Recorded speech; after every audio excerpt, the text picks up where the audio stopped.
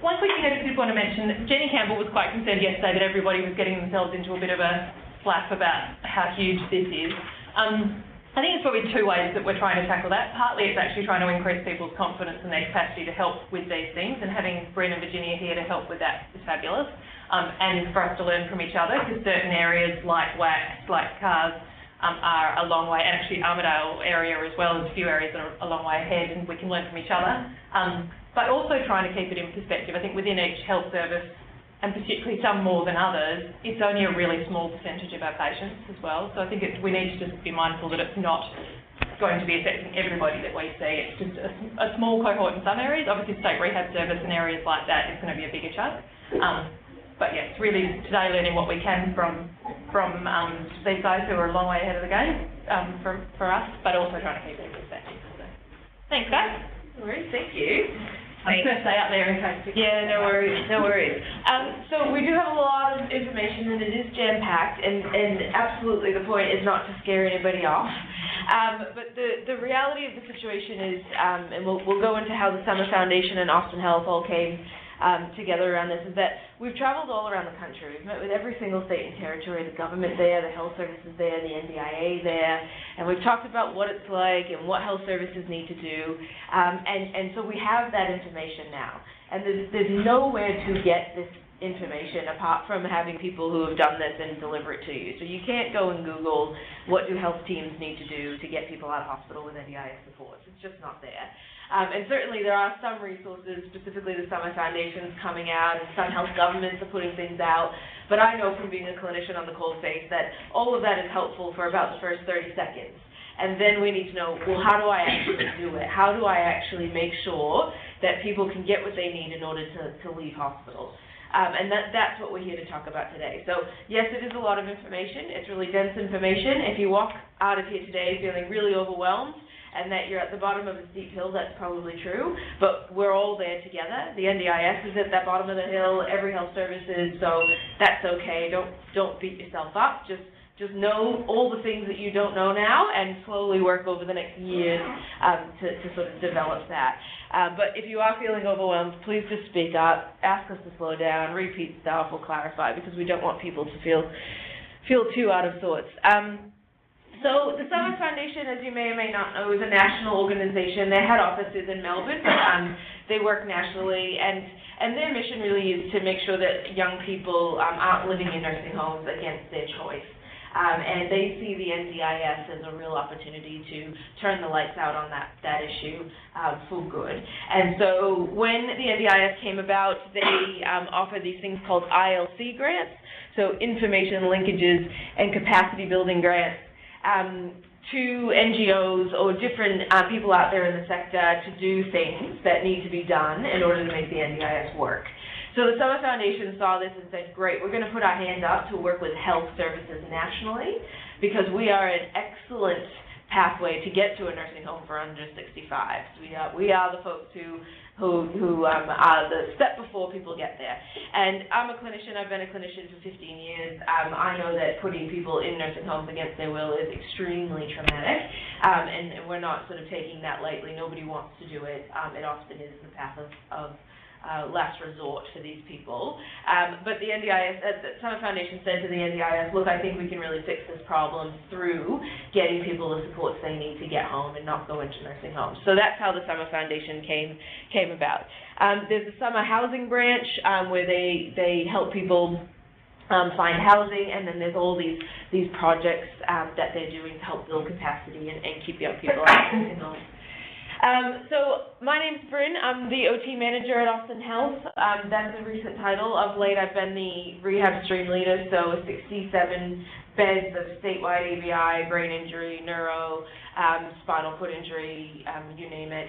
And we're now 2.5 years down the belt of NDIS. So the things I'm talking to you about today are the things that we've learned. This is not what we started on day one by any stretch. It probably took us about 18 months to get to the stuff that I'm talking to you about today.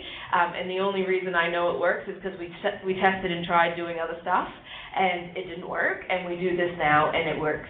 And while I haven't gotten direct feedback from the NDI, I've put it under the noses of many, many, many of them, and they haven't said not to use it. So that's as good as it gets in the NDIS world as well. And my colleague Virginia here from the Summer Foundation, also an occupational therapist with lots of clinical experience, who's working at the Summer Foundation in this sort of health discharge space. So we are specifically talking about this health discharge interface,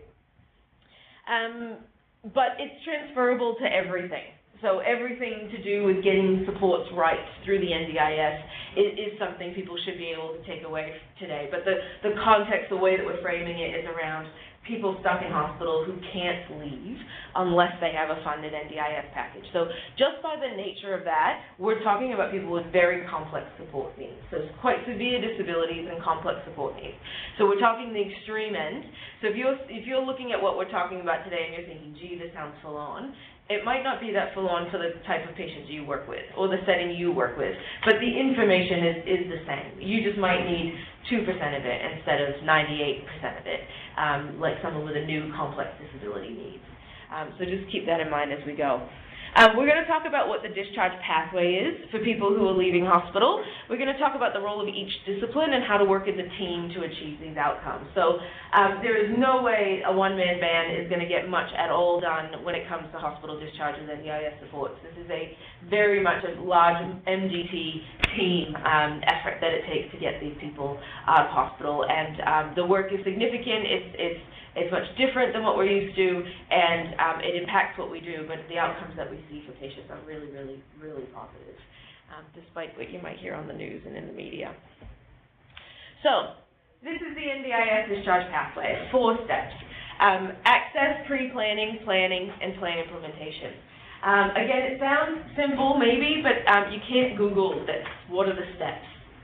So we've made it up, and this is what we call them. We find this to be very, very important to have these things identified, labeled, and clearly defined, because it means that when we talk to our managers, when we talk to the patients, when we talk to the doctors, and we use one of these 4 labels, everybody knows what we're talking about. So when you say access, people know that you're trying to get an access request form, that you're trying to fill it out, that you're sending it back in, that you're waiting for the determination. That's what everybody understands access to be. So when the consultant says, have we done access yet? People can say yes, no, maybe, or we're waiting. It's not registration, it's not referral, which might be some terms you might at one point. Yep. So access is really important. There is no better way to get the NDIS offside than to use the wrong language.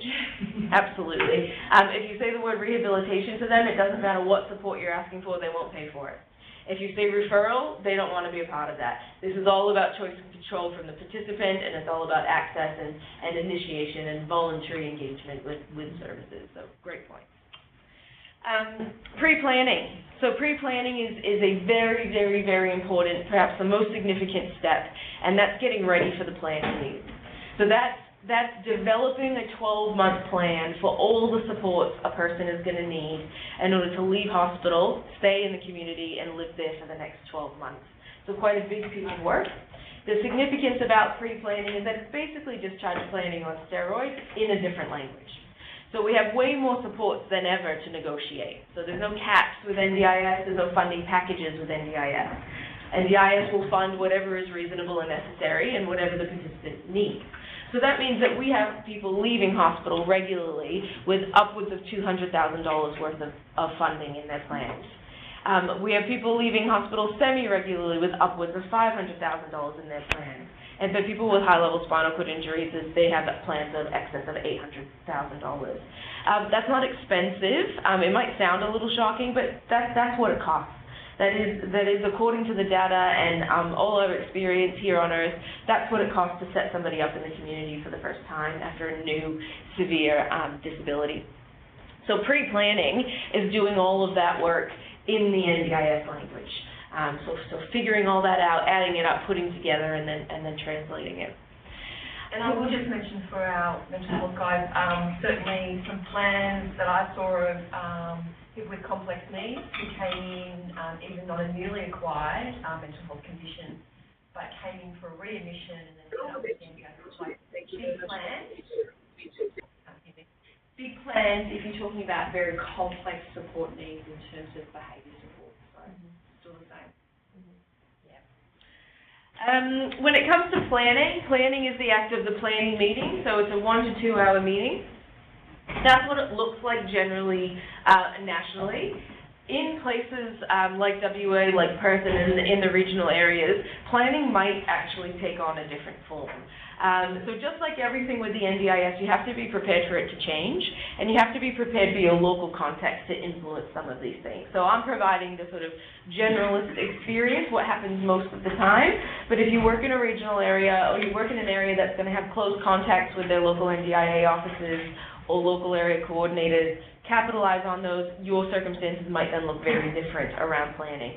But generally, someone shows up in a room for 1 to 2 hours, they sit there, and the expectation is that you put together this $500,000 plan in 1 to 2 hours. And for any of you who've been involved in complex discharge planning, you know that that's not humanly possible to do. That you can't clearly articulate those things, you can't explain them, you can't justify them, you can't put that together. So that's why that pre-planning work is so important, because all that needs to be done before the planning meeting. Then we have plan implementation. So that's when the plan lands on someone's lap or someone's inbox or someone's post letterbox. And it's got the money available immediately in it, which is fantastic, and the services then need to be purchased or implemented in order for discharge to be achieved or for any of the supports to be enacted. So that's plan implementation. Those are our 4 steps along the discharge pathway. I'm just going to check in with our folks checking in remotely, making sure everyone can hear. And if you do have a question, please just unmute and let us know if you have a question as we go. I can see you, so if you nod or give me a thumbs up, I'll know you can hear us, and there we go. Great. Oh, wonderful. Thank you. Good. All right. So in order to do this, we've developed a standardized approach. So we, meaning me and my colleagues over at Austin Health, but this has been developed in collaboration with some other, quite large metropolitan health services, and this approach is now being used as a key training model nationally. So we've rolled this out in New South Wales, South Australia, Tasmania, and some parts of Queensland, and health services there are sort of generally adopting this approach to getting ready for planning. When we first started with the NDIS, we weren't doing any of this, and I can't explain how little of this we were doing. We were showing up to planning meetings with our normal stuff, our normal care plans, a discharge summary, an equipment list, all of those sorts of things, and we kept coming away from the planning meetings and going, why is the plan totally not reflective of anything that this person needs? And it became aware to us over time that the way we were asking for things was not understandable to the NDIS. So quite literally, we were asking for things in English, and they needed things to be written in German in order to understand them. And then as soon as we started writing them in German, lo and behold, the plans would come back, and they were exactly reflective of what we were asking for. And when we go to meetings at high level of government and we talk with the NDIA and we say, you're not doing this, people are stuck in beds, it's terrible, it's this and that, they just look at us and go, you're not giving us the information we need. We can't possibly translate what you're telling us into what we need to make this happen. So we've got 2 sides of the coin here that are really traveling along to try to make it work. So our standard approach is these 2 documents. We've got a discipline guide, which we call the guide, so a discipline guide to hospital discharges, NDIS supports. That lists every single discipline that we could possibly think of, and what their role in each of those 4 steps of the discharge pathway is. Then we've got the tool, so the NDIS pre-planning tool. The tool is the money shot. The tool is the thing that makes things good. So if the tool is filled out, and look, if it's filled out really well, like if you do this 25 times over the next 2 years and you really get used to doing this, and you fill it out really well, the tool will take you all the way. It'll be the greatest thing that's ever happened to you and your patients. Even if you fill the tool out a little bit and quite poorly, it is still way better than not filling it out at all. So even if you're just listing a few things and you're like, oh, this planning meeting's happening and this patient's not going to get what they need and I don't really know what I'm doing, but I'm just going to have a couple of goes and fill it in and I'm going to send it in, that will produce a better result than not doing it at all. So we'll just keep that in mind about how we go about using the tool. So the guide on pages 5 through 8 has a chart that looks like this, and all the disciplines are listed down the left-hand side with the 4 stages across. So this is just a quick reference guide. It's the type of thing that everybody should pull out and stick on the pinboard in the office, because when you're wondering why things aren't moving or what the social worker or the OT or the nurse should be doing, you can quickly look and say, oh, okay, this is the role of the team at this step. The discipline guide is set up so that every discipline can pull out their pages. So everything looks the same way. So this is the physiotherapy's first page. It talks about the pathway. It has 1, 2, 3, 4 steps with the steps that they're involved in bolded, and then it'll go through and explain exactly what they need to do for each of those 4 steps. So the idea is that every discipline can pull out their section and share that with your teams, as opposed to just the whole 50-page document. But, you know, managers and team leaders and stuff will want that whole document so they can support the team to do the whole thing.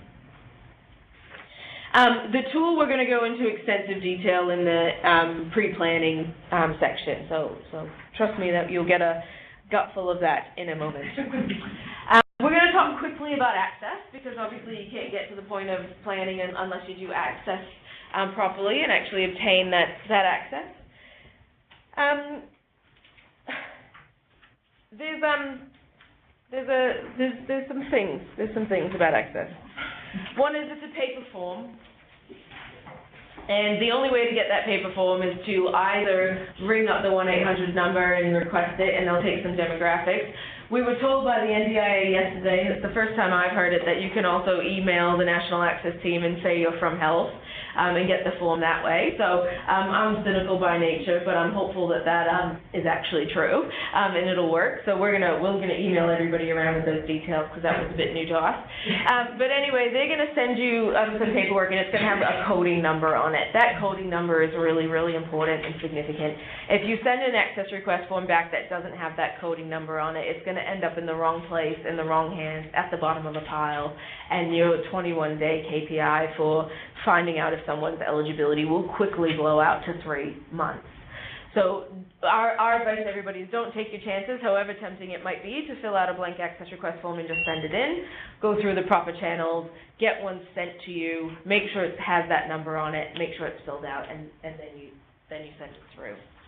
And if you're in the community, sit with your client, ring up together, and get it sent to them. If you have in the past, because I actually had got sent a blank form by NDIS at some point, so in the past, if you have done that, how do you follow up on that? How do you actually say we have a team of social workers that quite literally gets to work every morning and spends like 2 hours just ringing the NDIS every morning. So what does the coding number do? Well, it tells them that they've heard about this person before, and it matches them in their system. They're also trying to somehow corral the access to NDIS nationally. So we're talking about hundreds and thousands of people who are trying to access this. They don't have the capacity or the funding to do everybody tomorrow at the same time. So when you do that, it gives them a register of when this was done, what the priority is, and how they're going to manage that when it finally gets back to them. Because there will be some people that will be known to them. So those who, in your case, transitioning from NDIS WA, those who are defined clients, so have already been receiving state disability services. So they have a rollout system. So that it's like, in some ways, a little bit of a competition, those two. And then if we may be able to have this system of an email that highlights that this is related to a hospital discharge, then they can correlate where best in that access the efforts need to go to, I guess. So they have a rollout system that they need to follow. You found that you need consent to share information points. Yes. Absolutely, yes. Yes. So, and you have to use theirs, don't you? Because we have them for our own health service, but you have to use an NDIA one. do you mean a form? Yeah, because we've had difficulty, because one of the workshops I went to with it, one of the head conscious in NDIA, he said you should ask for a consent form, NDIA consent form, when you apply for access. And when we've actually done that, the people at the other end, the access team, have gone, no, we won't send you a consent form till provided they've got access. But then they won't talk to you. Yeah, so we are calling the 1-800 number. We're not using an email. So our social work team does exactly what Virginia is explaining. And I should say at this point, in the discipline guide, we've nominated social workers to be the coordinator of access. So what they do is they sit with the participant or a family representative. If the person doesn't have family and isn't able to make their own decisions, that goes down a whole other avenue of guardianship, which is NDIS is having an extremely large impact on the guardianship, waiting times, availability of guardians, all that throughout the country. But they'll sit there with whomever they can to represent the patient, if not themselves. They ring, they give the basic demographics, they ask right then and there for the health representative to be listed essentially as a next of kin or a primary contact person. The participant and their family member or representative then gives verbal permission to say, yes, I want you to communicate with this person on my behalf. I'm in hospital, I don't have capacity, blah, blah, blah, blah. And that works fine for us. And then NDIA from that point on are very happy for that communication pathway to continue. I actually don't have any experience with a consent form around that as such. But you have to get that conversation in to make sure that people can be listed. And then it seems to go quite smoothly from there. So as I mentioned, the social work coordinates this. There's sections A, B, C, D, E, and F of the access request form.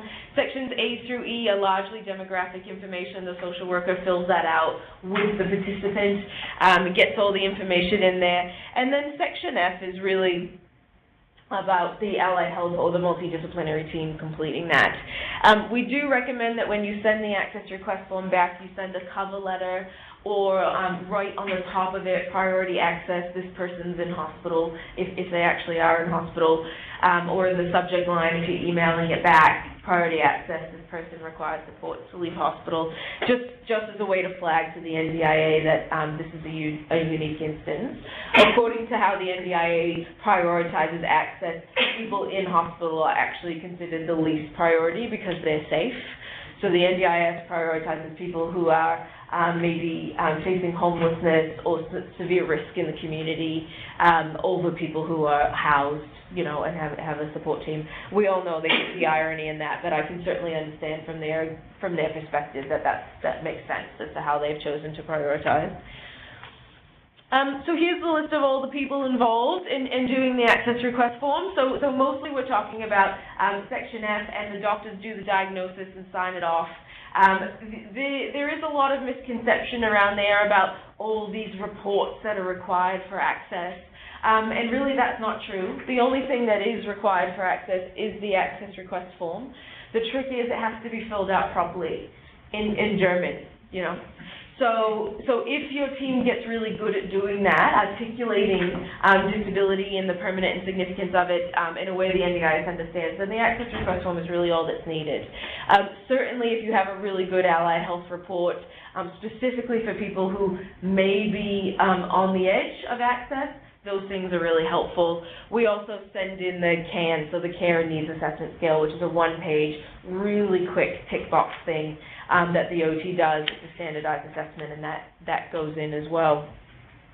So we're going to go through what this Section F looks like.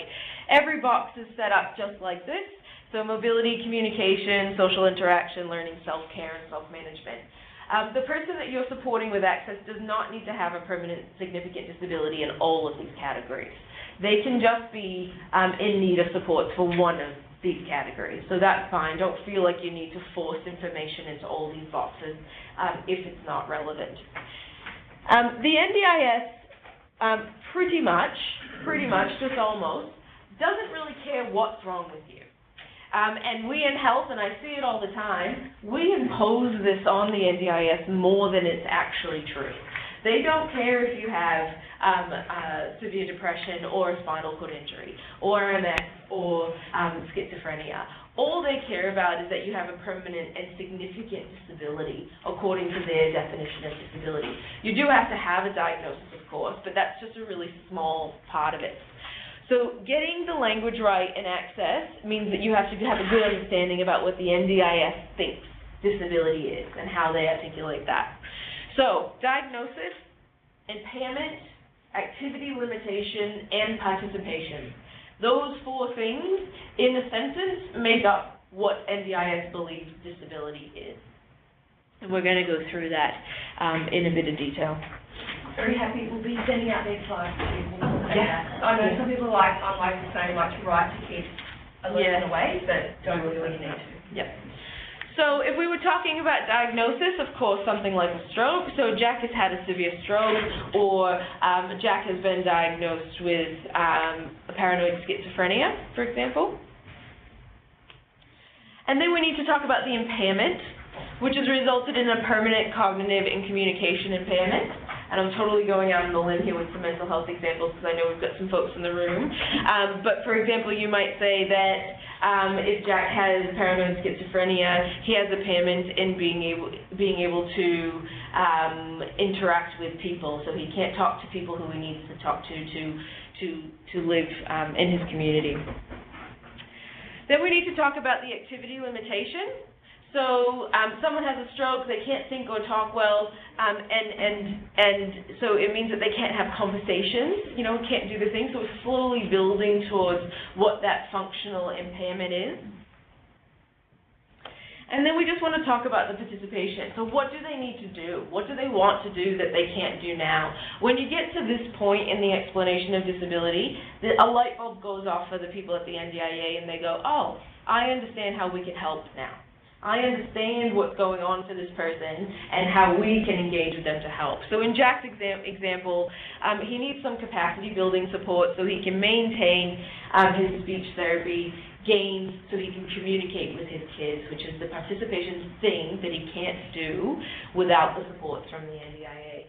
And there's a lot of keywords in there, so things like capacity building and things like maintain.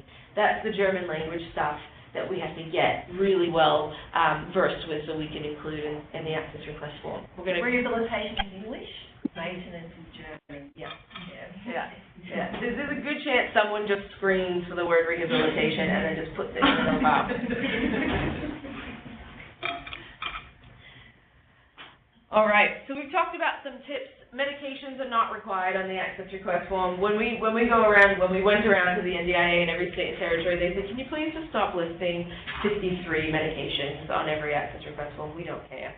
They also told us that of all the people that do access request forms, health does them the worst. We know we do them the best.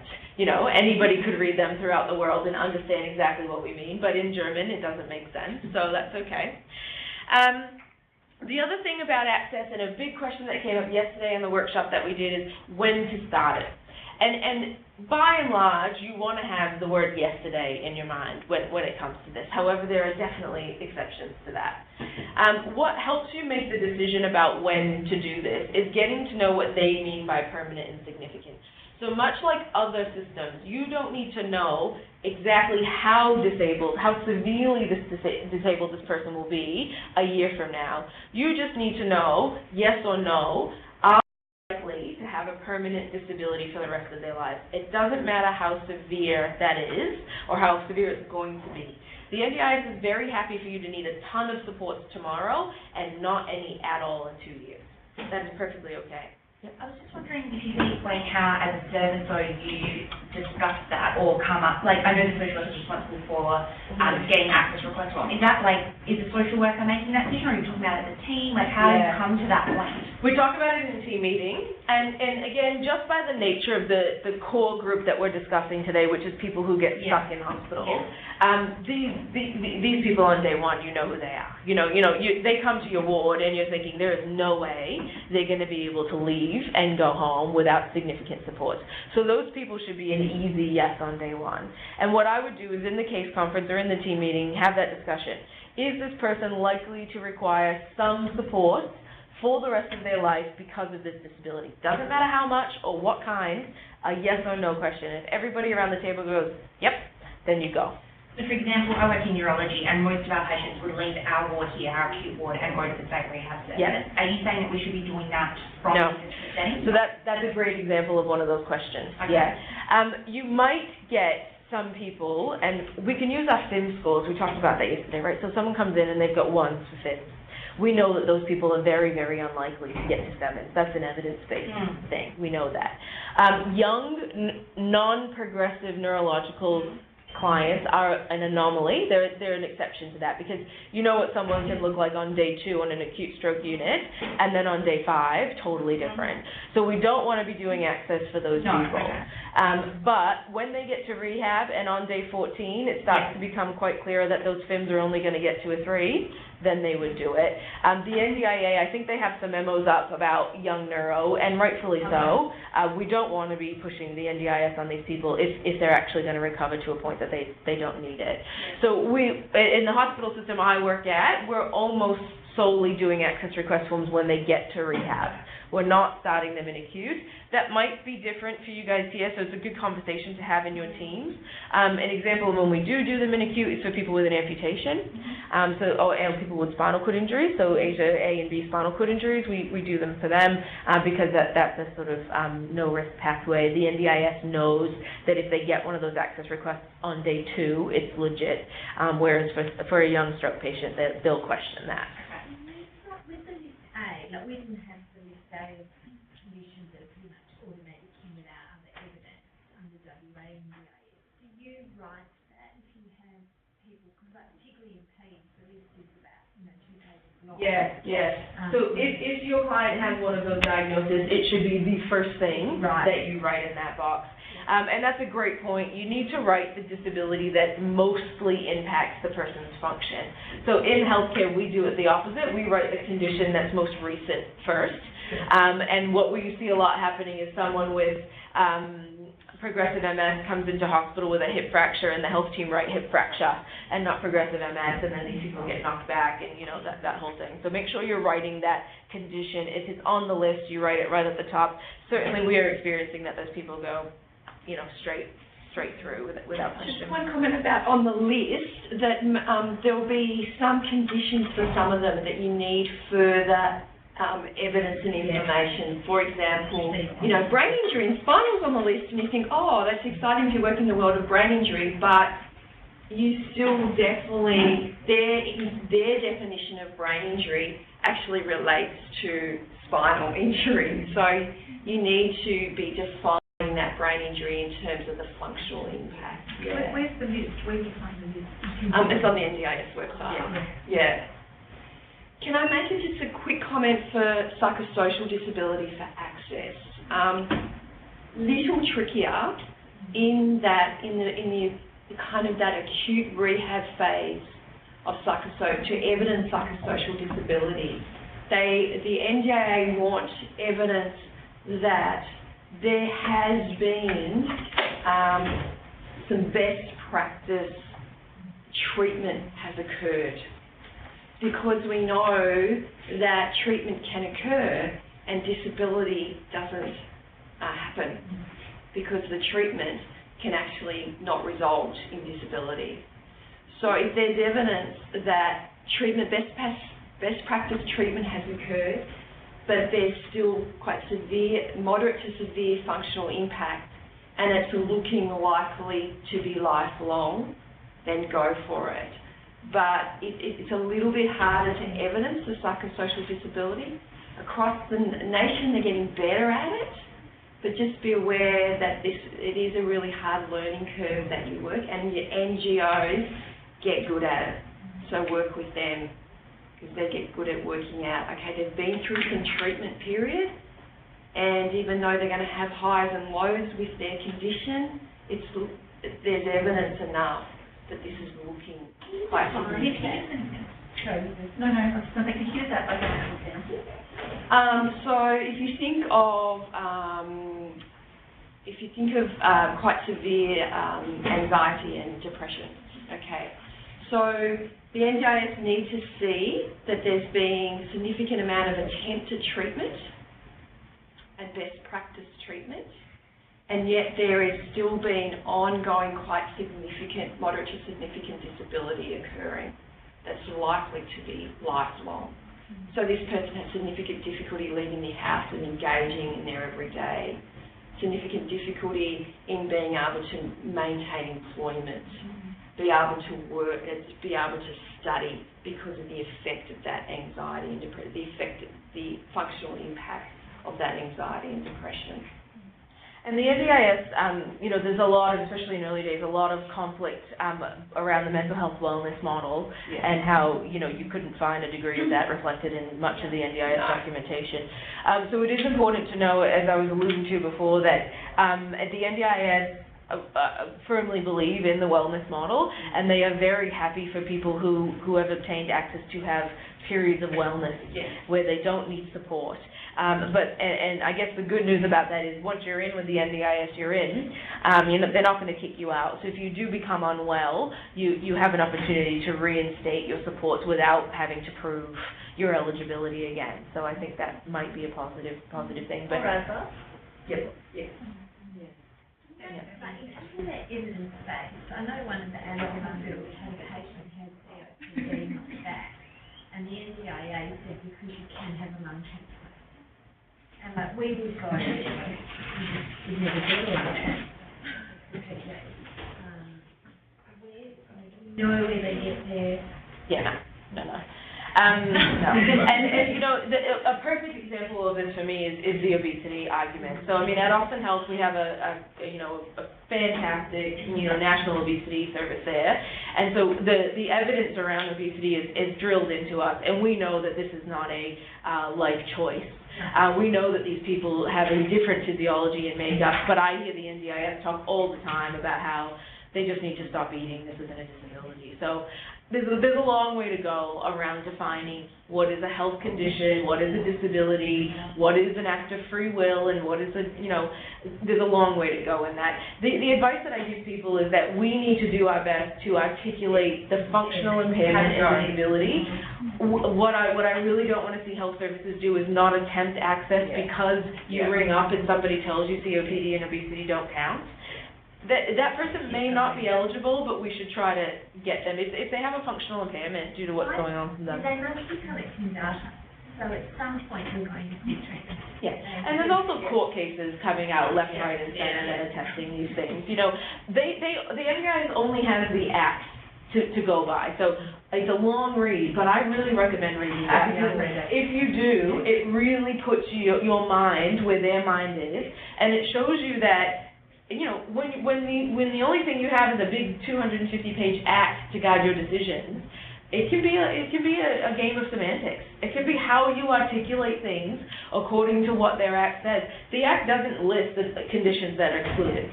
It doesn't. Decision-making trees as well, because you can Google them. Yes. There's decision-making trees, and that enables you to work out how they think. Yep. Well, we use that a lot for our developmental. Yeah, sure. Yep. Yep. Great. Good questions. So we've got some information in these slides about this permanent and significant stuff. Really good to get familiar with it so that, again, you're not saying, ooh, is this permanent? Is this significant? So as Virginia alluded to, no treatments that would be likely to remedy the impairment, does not require further medical treatment or review for the permanency to be demonstrated, can vary in intensity, so that's totally fine. And the severity of its impact on the functional impact of a person may fluctuate or potentially improve. So you might get this is consistent across the country. You ring up the NDIA or they ring you back after doing an access request form and they say, oh, this person's in rehab, they don't qualify. That's not true. That's not true. So we just need to push back on those things, and I can't stress that enough. A lot of people at the NDIA do not have health or disability backgrounds, which is not their fault. They are growing exponentially. They have staff turnover. There's a good chance that this person might be hired a couple of days ago. Very true. Still going through training, and it's really important to politely and respectfully challenge some of those things that you hear that you think, hang on. This doesn't sound right to me. If my team at every planning meeting they went took some new piece of totally left field advice from what the planner said, we'd be just running around like crazy. So we've gotten really good at having those conversations that say, the frame that we're working in is with this. If you have some documentation around that new totally out there thing you just said, please send it through, You'll never receive it. You'll never receive it. And then that goes a really long way when you're trying to deal with big health teams that are trying to get the system and to do it. So the other thing that we were told by the guys that were running the partners in the community on the East Coast and various areas was that if you get somebody who doesn't get in, you have two choices. You can appeal that decision or you can reapply. And if you're redefining changing language, it's actually much harder. Yeah, absolutely. And it's something, as a stat, I don't know the number exactly, but it's in the high 80s, if not 90s, about the people who get in on the second attempt. And absolutely, when I couldn't believe it when we were traveling around the country, and every single state said the same thing to me. The language isn't right. We don't understand what you're saying. And so they would just knock it back. Yeah.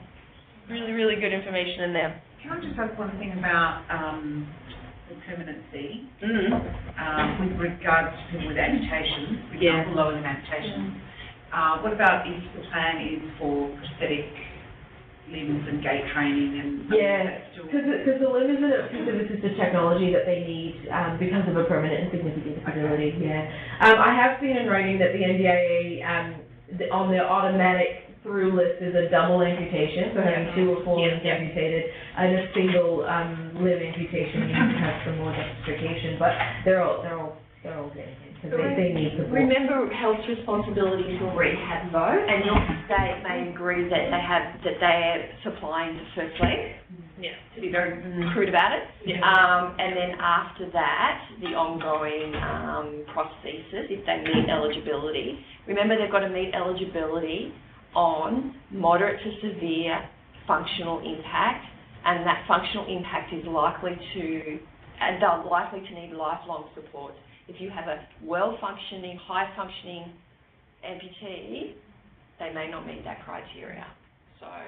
And they will just continue to get their prosthesis through the state funded.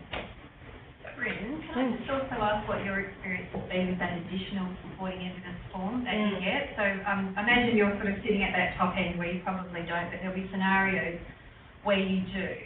I'm sort of struggling with advice to staff around whether you prepare that and send that with the access request, or I've had some advice from NDIS, again, get different advice that send in the first one, NDIS will advise if you need that additional evidence and then come back, but then you've got a time delay, obviously.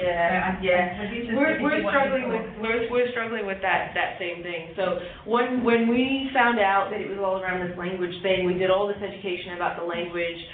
We added the CANS as our assessment tool, and then we were traveling well for about 6 months, all going through, and just of late, so the past 5 or 6 weeks, we've been getting a number of knockbacks. So I kind of wonder if maybe the dust is starting to settle a bit at Access. They might have done some more training with their staff at Access. All those things that might be internally going on that are meaning we have to adjust. So that question's actually really hard for me at the moment, because we are now starting to think that we should be doing. I think we're going to have an answer. I mean, the thing my team is doing right now is the access request from the CANS. Okay, so and you're waiting for advice, so they put in their application, NDIS come back and say, I need further evidence, and then you'll do the secondary, and you're not doing it up. But that wasn't happening for us. We were just they were all just going through. So that's why we were doing it that way. And then, like I said, just recently, I've gotten a call from the girls that work on ABI saying, we just got 3 or 4 knocked back for more information, what's going on? Do you think there's a point that you can pick, like, we talked about knowing someone's going to be in or out, is there some advice on when you think they might need that additional evidence? It's conditions more than anything else. I think that the education that the Access team at NDIS are getting is around those young neuros, whether it's ABI or stroke or something, that if they can pull anything from that says they're too young, we don't know yet, they might improve, those are the people that they're knocking back. And look, part of me agrees with them. We are obtaining access, we are pushing access because these people are stuck in hospital. There's an ulterior motive here, big time, whereas I see where they're coming from in the sense that, hey, God, give this person at least 3 months before you make a call. So we might come up with a sort of functional performance and sort of send through, but we're not ready to do that yet, because it's a lot of work to do that. So just going on that, in a community mental health setting, if we are looking after some clients that we've had for quite some time and they're not functioning, we want to refer them to NDIS. Would we do offer like a report and attach that to the access form to demonstrate what we had done and where the gaps are. Yeah. That's the best. Yeah. And I know there's so much good work going on in the mental health space, so please don't take anything that I say today and like try to reinvent the wheel. Really go out there nationally, get online, Google, because there's people, the Hunter New England region, they did the mental health rollout trial site. They are just nailing it. They have beautiful resources. People have made performers for psychologists and psychiatrists to use. Like, there's a lot of really good stuff out there in that mental health space to do it. But yeah, that's basically what has to happen. There's definitely additional information that people with primary psychosocial disabilities need to put forward. I'm going to send you 2 links with a slide. Write one up now. Send you 2 links that are quite good around access to psychosocial, which will help. And just don't use the word referral. So you're supporting them to access. Yeah, that's fine. It's a change. There's so many people at my health network that hate me because they'll talk to me about NDIS and I'm just like, nope, you mean this. The people that put their hand up and complain about case managers, and I'm like, I don't know what you're talking about. They don't have case managers. NDIS use the term. Yeah, absolutely. I know. And do you know what the big thing is with referral? Is that the crux of the NDIS, the thing that makes it so good for these participants is that choice and control. The fact that they never need to go to anybody for a referral ever again. Like that's the big bit about it. You really want to build that understanding through the use of the language that says, you choose. Yeah. You know, it's no referral. You don't need me for that. You know, you choose what you want to do with these supports. These are some resources, and I've seen a lot of people have these in their hands, printed out. So these are some Summer Foundation resources, step-by-step how to fill out the access request form, the getting the language right tools, some really, really helpful tips in there about words to use, words not to use. So definitely have a look at those things, and there's some links in the slide. This is a mumbo-jumbo one, but spend some time with this. Get your head around it. This is about how to articulate health conditions, impairments, activity limitations, and participation. Gives you some really good examples about what that wording should look like. I try to tell the people in my team, I'll make it a bit bigger there so you can see it, that I go back to sort of year 4, learning grammar and just sentence structure. So you're just taking the key words and just trying to put it in a sentence, and then you go, okay, I made them all fit. You know, that's the way to approach it and to articulate all of these things. So this is just to let you know that that's there. Sit down with your team, spend an hour just talking about access. Pull these resources out, get a highlighter, go through it. You know, we need to learn through osmosis and talking and that sort of thing. Sorry, just another quick question. Do you have LACs in your area that are rolled out? So I just because it hasn't started here, and maybe just to explain what the involvement might be. Yeah. Again, it's a bit different because I think your pointy end kind of missed the LAC process, but maybe some of the softer applications. Yeah, my experience in regional, we immerse ourselves with the LAC. So a couple of tips down, we can talk about it a little bit later. When you get your local area coordinator partners, know them, link with them. So any concerns around access, if you're working in the community and you have any concerns around access, I don't know, aid and suggest encouraging a person to be part of it, to attempt to access, you can go to an LAC, they can help with that. If you want someone who you're not working with, but they come to you, send them to their LAC to support them with the access process. And then once they get their plan, they will help them with the plan, develop the plan, and once they get their plan, they'll help them enact the plan. So we'll talk a little bit more about that, but you may not work with a LAC if you're with hospitals and it goes straight to quite complex. The LAC is more for your community, those who don't have high complex needs. The access can be helped by the LAC, and the plan meeting will happen with an LAC. So these are people that are already pre-known to disability services? No. Same terminology that I think. If your partner has not been announced yet, who will be getting the job to do the statewide rollout of the LAC partners has not been announced in WA. In our experience, it's about 4 or 5 organisations who get distributed across the state. I don't know if you've got any tips we might be getting there. No, I think the tender's been out and apparently the announcement is imminent. They're supposed to have started on the 1st of January, which isn't going to happen. Will it be by geographical area? Like, Yes. in this area, you've got a detail LAC? Yes. Yeah, Okay. and it's really important to keep this all in mind because when the rollout comes, I mean, these people will be hired in the next, they're going to be on the job learning this for like a few weeks before they're expected to do it, so it's important to keep in mind.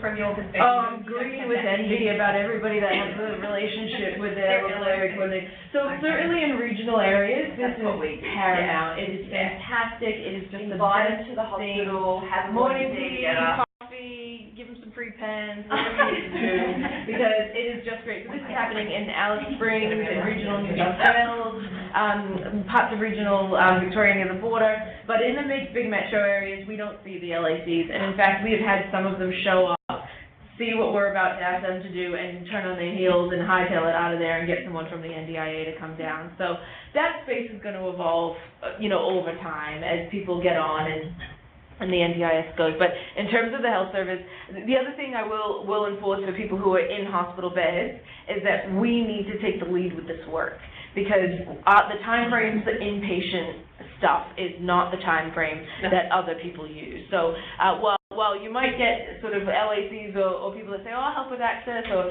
support coordinators that say, oh, I'll come and help review planning, that's great. Take them on offer, especially in the start, but we need to drive that, because otherwise 4 weeks goes by and we don't know what's happening. So different experiences, but if you have an opportunity to capitalize and make some of the relationships, they are worth their weight. So that's really good. Yeah. Okay, so we're going to jump into pre-planning. Does anybody have any more questions about access before we move on? How about anybody online? Any questions about access? Yep. Sort of related, but I'm just wondering how, as a service, you determined sort of everyone's role in that process. Yeah. Did you do that at unit level, or like across allied health departments? So like how we wrote the discipline guide? Yeah. Yeah, I just wrote it and said do this. Okay. And now it's rolled out. And now it's rolled out. Because you know what? And this is and I see health services all over the place trying to, they put their project lead in role and they start running focus groups. Nobody knows anything about this. So you're just getting people in a room and asking them what they think, but they don't understand. They have no context. Yeah. So what we did was I wrote that document and said, this is how we're going to start it. Every single word is up for negotiation. Yeah. But we've got to start somewhere to roll it through. And like I said, we didn't do this for the first 18 months. I was very happy for people to start to like figure it out, develop their systems. Didn't happen. So we just said, right, this is what we're doing. We got the big wigs in the hospital to come down and say, this is it. You've got to do it, because it's a lot of work. And people were like, ooh, this is my job. Ooh. Yeah. And it was tough. So we really needed to take that very top-down approach to say, this is a big change. It's very important. This is what you need to do. But you can adapt it and change it. What I tell people about the discipline guide is that it doesn't matter who does what. It's just you can't take out any of those steps. Yeah. So as long as you reallocate something to somebody, that's fine. And there's a lot of room to move stuff. So it's just what we decided to do. Don't give it to the doctors. Yeah. Oh God. Yeah. All right. So we're going to talk about pre-planning. So we're talking about the pre-planning tool, and we talk about a pre-planning meeting. So getting everybody together once you've got the tool before the planning meeting, so that there's no surprises and everybody knows what they're doing. So if you have it with you, please feel free to pull it out. It's okay if you don't. We're going to put everything up here anyway. Does anybody else need a copy? I just printed off a few more in case anyone forgot to bring it. We tried to set up these tools so that new staff, rotating staff, students can pick it up, spend some time reading it, and get a fair bit of information. It's just not a blank template. So there's a table of contents that goes through the purpose and the background and all of that, so that people who are learning it for the first time can really get their heads around things. So the purpose of the planning tool, as we've discussed, is to prepare for the planning meeting. The background is that we need to prepare well. If we don't prepare well, the outcome will not be great. And when you're dealing on razor's edge about the supports you need for discharge, if they don't come through and discharge can't happen, that's a big issue. So getting it right is really important. And the main point is that this puts all the supports in one place for the participant and the planner or the LAC, whoever you're working with. Now, this is the bit that I personally was in denial about for years, months, about asking health professionals to learn this and do this. And then, as I explained before, it became apparent that we just need to. We just need to learn German. We just need to figure out how to do this and do it well. And then it became even more important to me. It sort of dawned on me that apart from making sure discharge goes ahead, we need to learn and know this because the participants need to know this. This is a self-directed system. This is a system that no matter what your level of independence or autonomy in being able to engage with this scheme is, you have a right to use it to the best of your ability. And that means that if you can only understand part of your plan, if you can only understand what core supports are, and that gives you a little bit more choice and control to articulate and influence what your life is like, that is exactly what the NDIA meant. So it's not that some people can do it totally independently and that's great, and other people just can't learn anything about it and they need to just deal and everybody else tells them what to do. There's this massive spectrum where people can sit and have fantastic outcomes by being able to engage with the scheme at a higher degree of independence. So what I mean is we can't withhold this information about exactly what's in the NDIS pre-planning tool away from anybody. We have to give them the right to learn whatever they can learn about it so that they can, over time, engage with the scheme more and more independently and not come back to health services, not go to their GP, not depend on other people to do it. When they get the plan back, it looks like the pre-planning tool. The words are exactly the same. The pre-planning tool is the plan. I've copied the plan. And what we see is that when we do it really well, they copy and paste it into the plan and just email it back to us. Please. But that means that in order for the patient to understand what their supports are, they have to understand the pre-planning tool. It's going to come back looking at them the same way. So that's why health teams really need to, encyclopedic knowledge of the NDIS and this stuff, because the only way our patients will get it is if we have it. Now, not everybody's going to learn it. Hospital, catastrophic injury, grief, and I'm not telling you to shove this down people's throats and say you need to learn it, but we need to change how we think in health and really start building capacity early for the people that have the ability to. All right, so the tool needs to be used in conjunction with the discipline guide, because the discipline guide tells people what they need to do in the tool. And it's recommended that you complete the tool with patients, with the participants. So as you're compiling it, and what I've told my OTs is that the first 15 minutes of every session, they should be bringing the tool and they should be going over how it's progressing and what's going in there, picking key things to start educating patients about. There's 3 categories. Let's go over what those 3 categories are, that sort of stuff, and just building it into their rehabilitation. Throughout the tool, there's help boxes everywhere. Those help boxes list examples, further resources, more explanation, and they're throughout the document, so they specifically refer to the bits that they're placed in. They're meant to be deleted before we hand this over to the NDIA. It's okay if you don't. It just makes us look a bit more remedial than we probably need to, but it's totally fine if you don't. And the NDIS is going to change over time. Your experience being in WA, being in regional areas is going to change, so you should adapt to this as you learn and go along. 12 months from now, if you're saying, the tool says I should do it this, but your experience is telling you that other things are happening, adjust the tool according to what your experience is telling you and what works. So, and that's just the nature of things, and that's how we use the tool as well. All right. So participant information on the first page. The first 2 boxes are just basic demographic stuff. Then at the bottom we have the proposed support coordinator details. So support coordination, do people know what that is? Yes. So they coordinate supports basically. It is the thing that a lot of people call case management, but that's not really the function of it. For people in hospital, people with complex support needs, support coordination is paramount. It is essential. It is critical in pulling off plan implementation. Not everybody qualifies for support coordination. People that need support to leave hospital do qualify, just by the nature of that fact. So we can assume that they're going to get it funded, because we're going to ask for it in the tool. If you show up to the planning meeting and you don't have a support coordinator already nominated, the NDIS will issue you one, or the planner will issue you one. The problem with that is that the support coordination is a really new role. Again, that whole "they might have been hired a week ago" thing is a reality, very stark reality.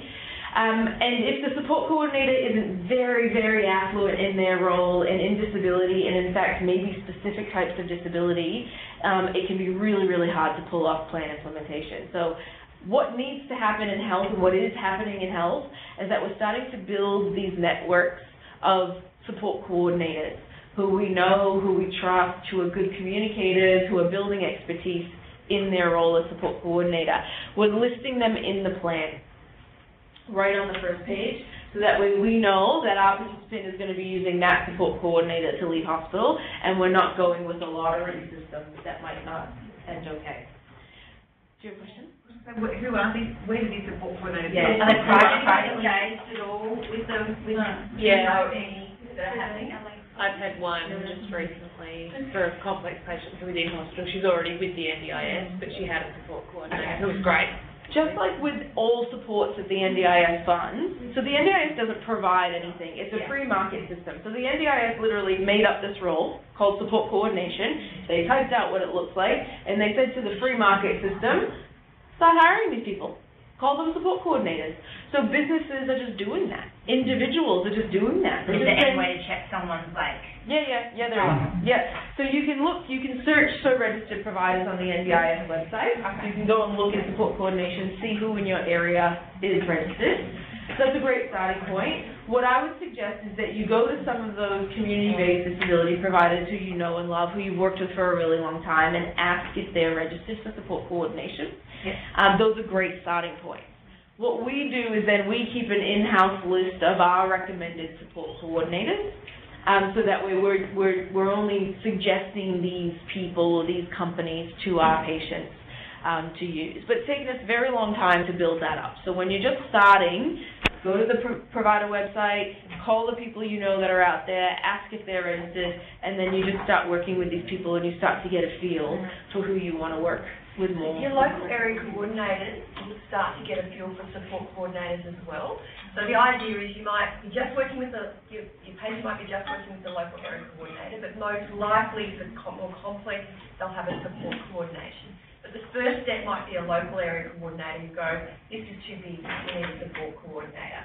So I found regionally, they started to get a bit of a list of support coordinators. Realistically here, because we don't have them yet.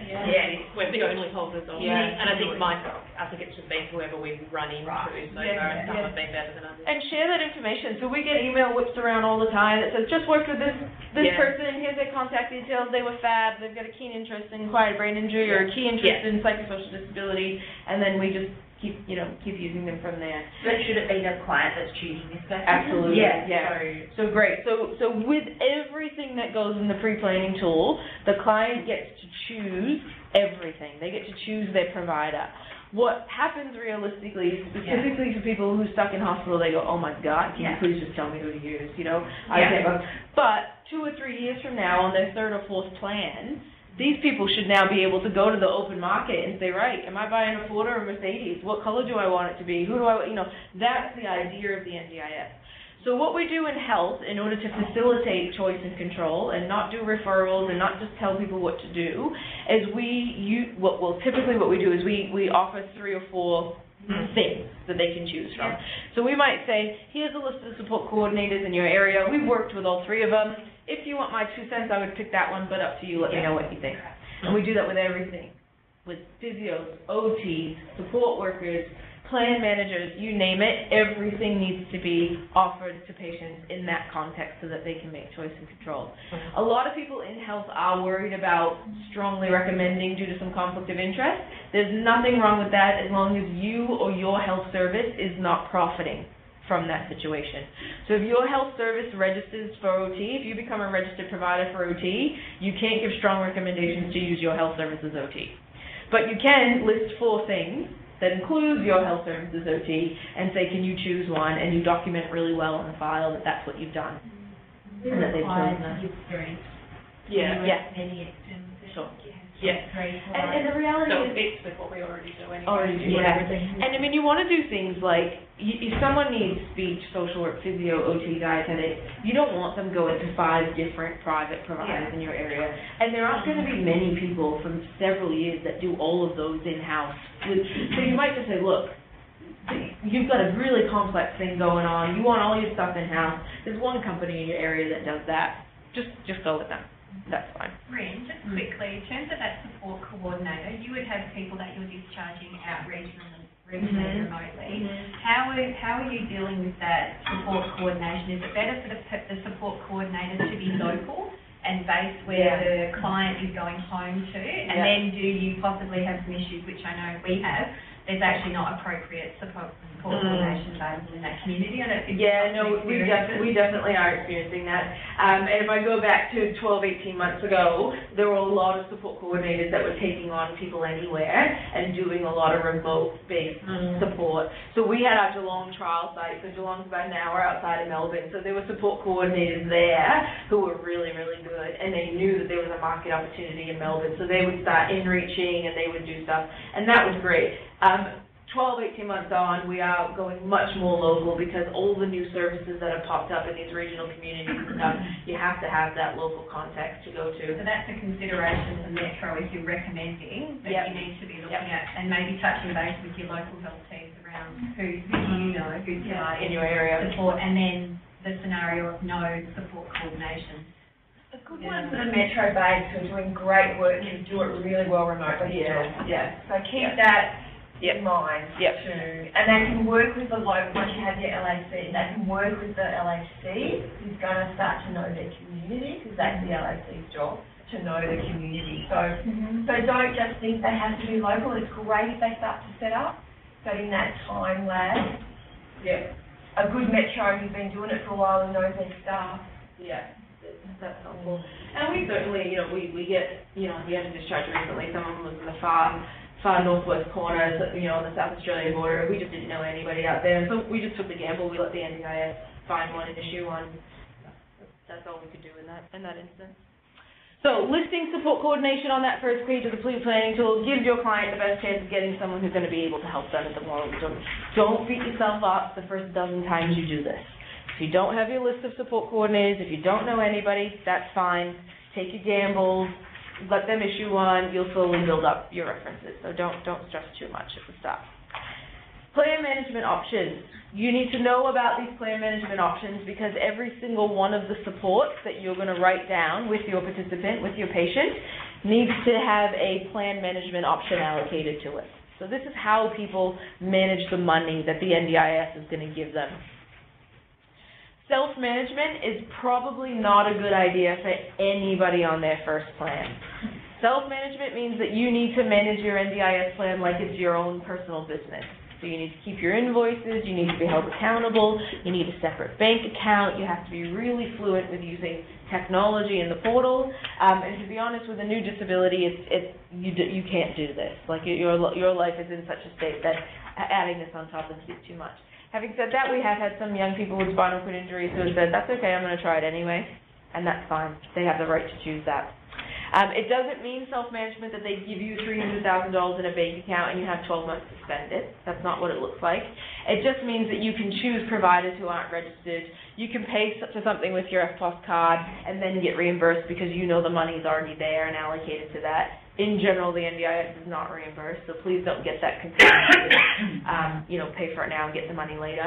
Only people who self-manage can do that because they already have the funding there.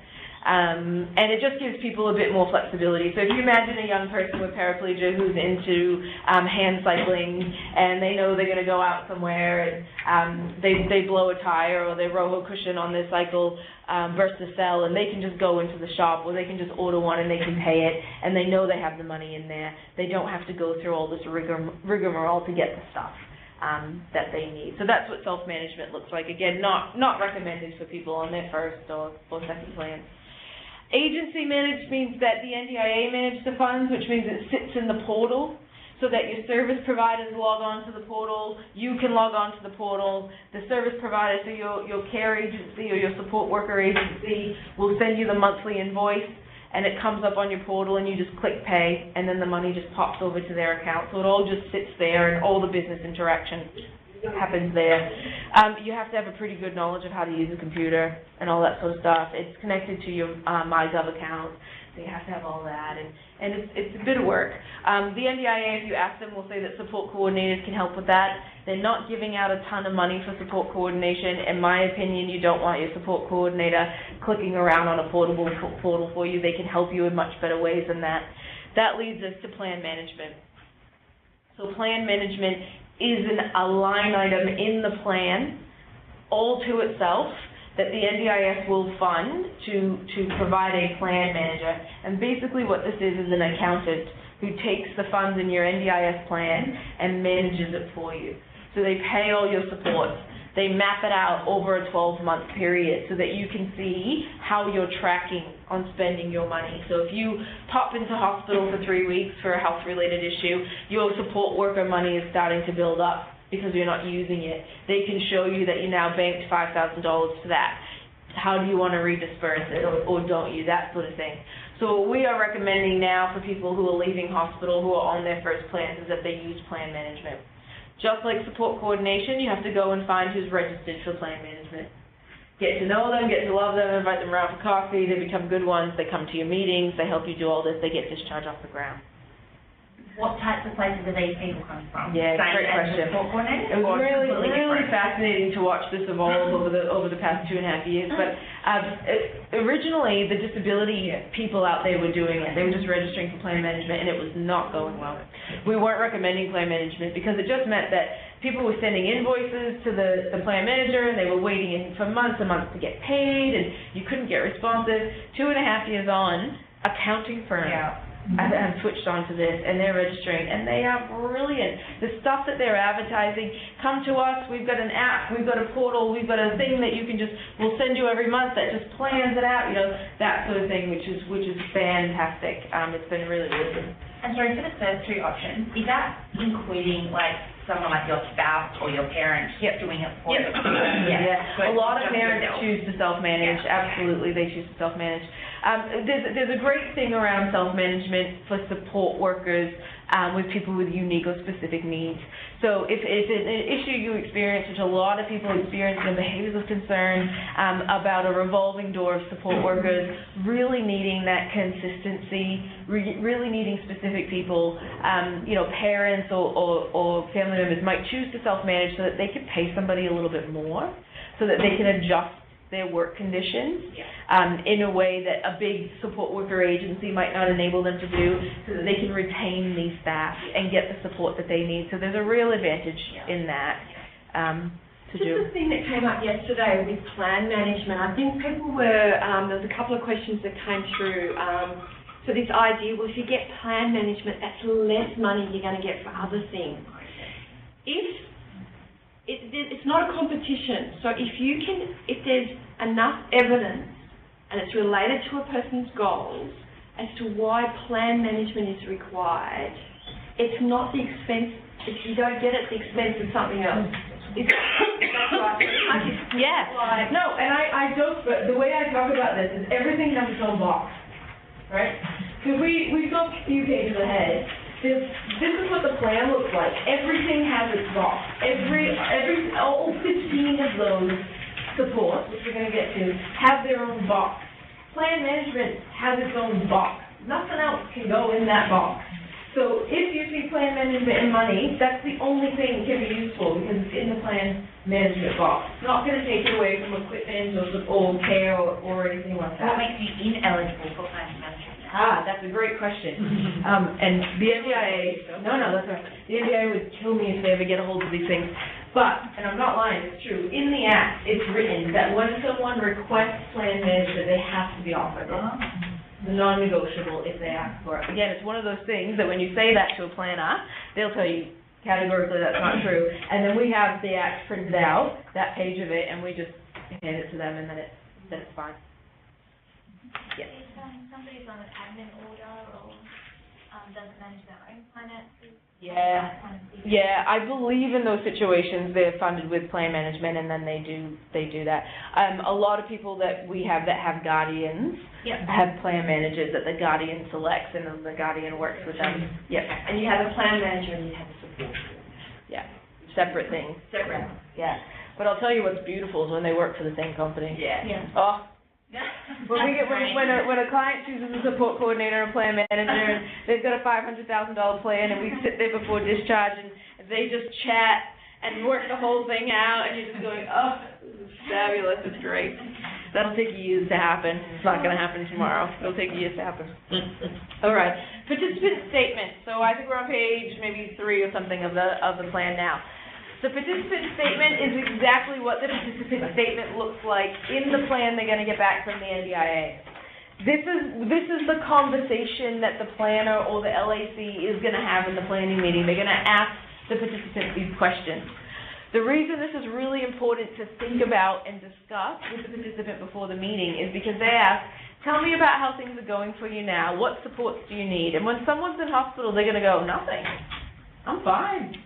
Nurses come whenever I want. I got a call buzzer. Look at this schwank wheelchair. And then the planner goes, oh, okay, they don't need anything. What we need to support patients to do is discuss what the supports that they're going to need when they're in the community. So they need to be prepared and practice the conversation that says, look, before this happened to me, this is how I was living. This is what my life was like. This is what I was doing. Now, I'm very well supported in hospital, but I need to go home. And when I go home, or wherever it is they're going, these are the things that I need. So in the grand scheme of things, I need a lot. So that's what this participant statement is about, getting people to be able to tell their story in that context, so they don't cut themselves off from getting the supports they need by just being like, oh yeah, I'm fine, I'm great. Which happens. And then you're the health representative in the meeting, and you just want to jump in so bad, and you're just like, oh my God, you're so not fine. Okay, next section is goals, and we touched on this with the people that were there yesterday. The NDIS, the way the system works, the supports that they fund need to be directly related to the goals that the patient states. Which means, if they go and they say the goal is, I want to buy this really, really specific piece of equipment, and the second goal is I want to be able to make my own meals, and they need continence supplies and support workers to get out of bed and a wheelchair and all that. The NDIS won't be able to fund all of those things because their goals don't relate to those things. Does that make sense? We have to be able to tie the goals that the patient states and all the supports that they need together.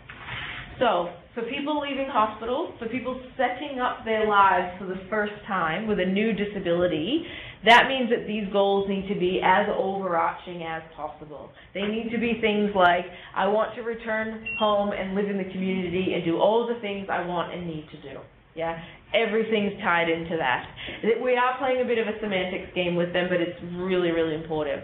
Fast forward 3 or 4 years down the line, people might be able to have one really specific goal about getting their equipment, serviced and maintained for the year, and getting their new hand cycle because their other one's 15 years old.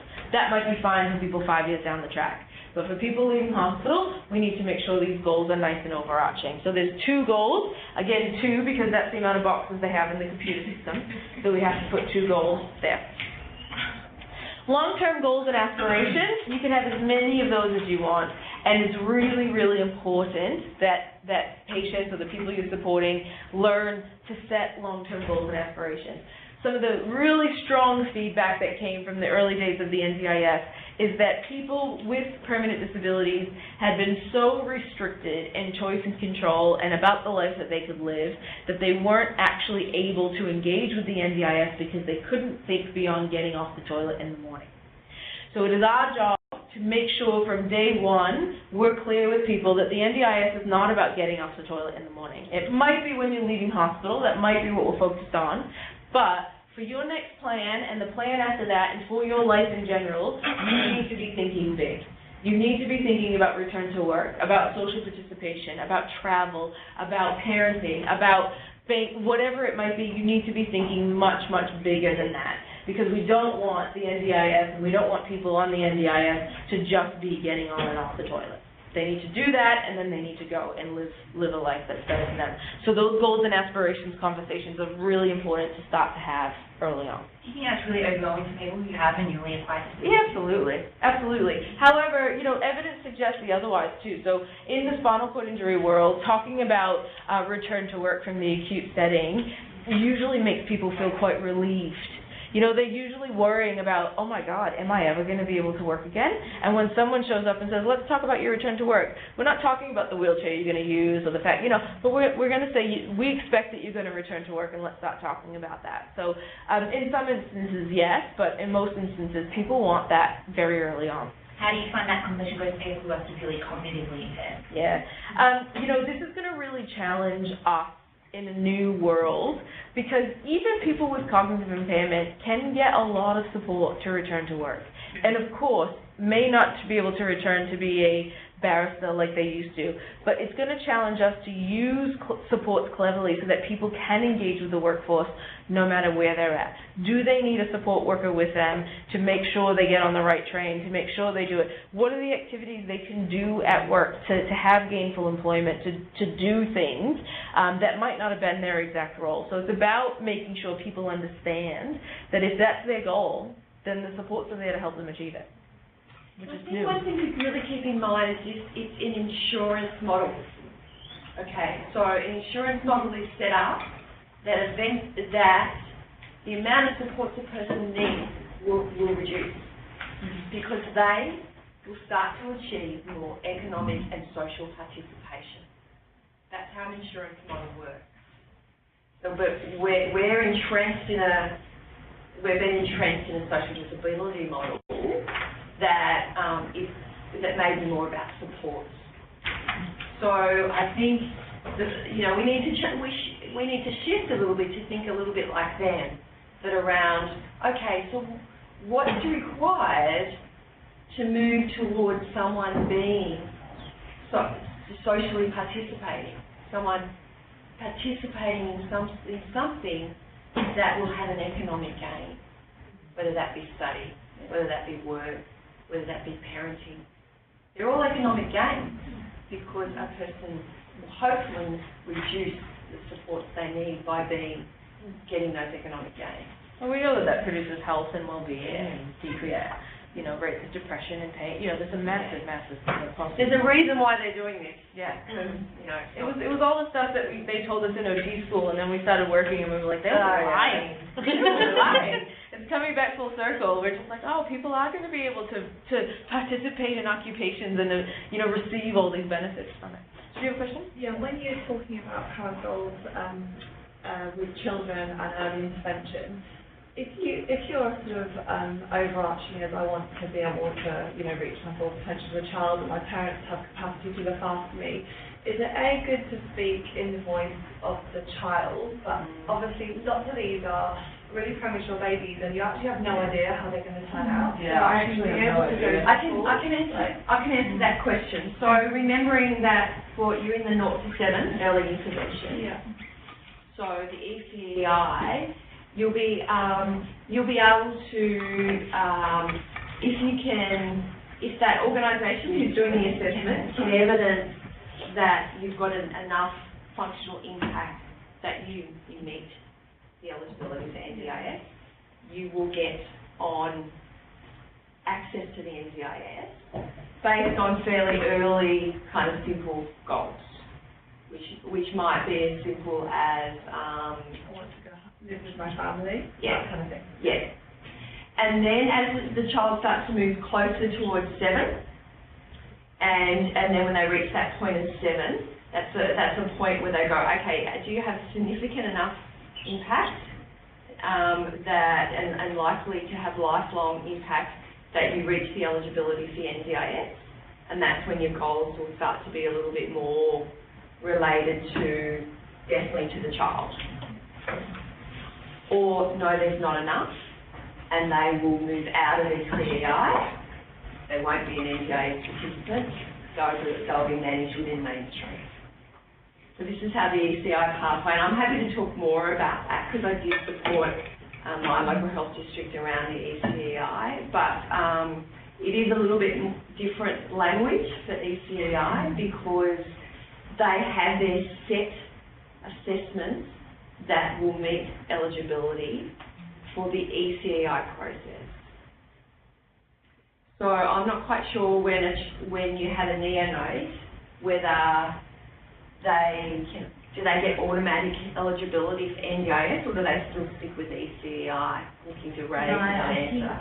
What we found is even our little ones that have a disability, Yeah. to go in under the ECEI. Well, Yeah. they don't have ECEI here Yeah. till January, Yeah. but they go in the developmental delay pathway, Yeah. so they don't tend to go into the full scheme.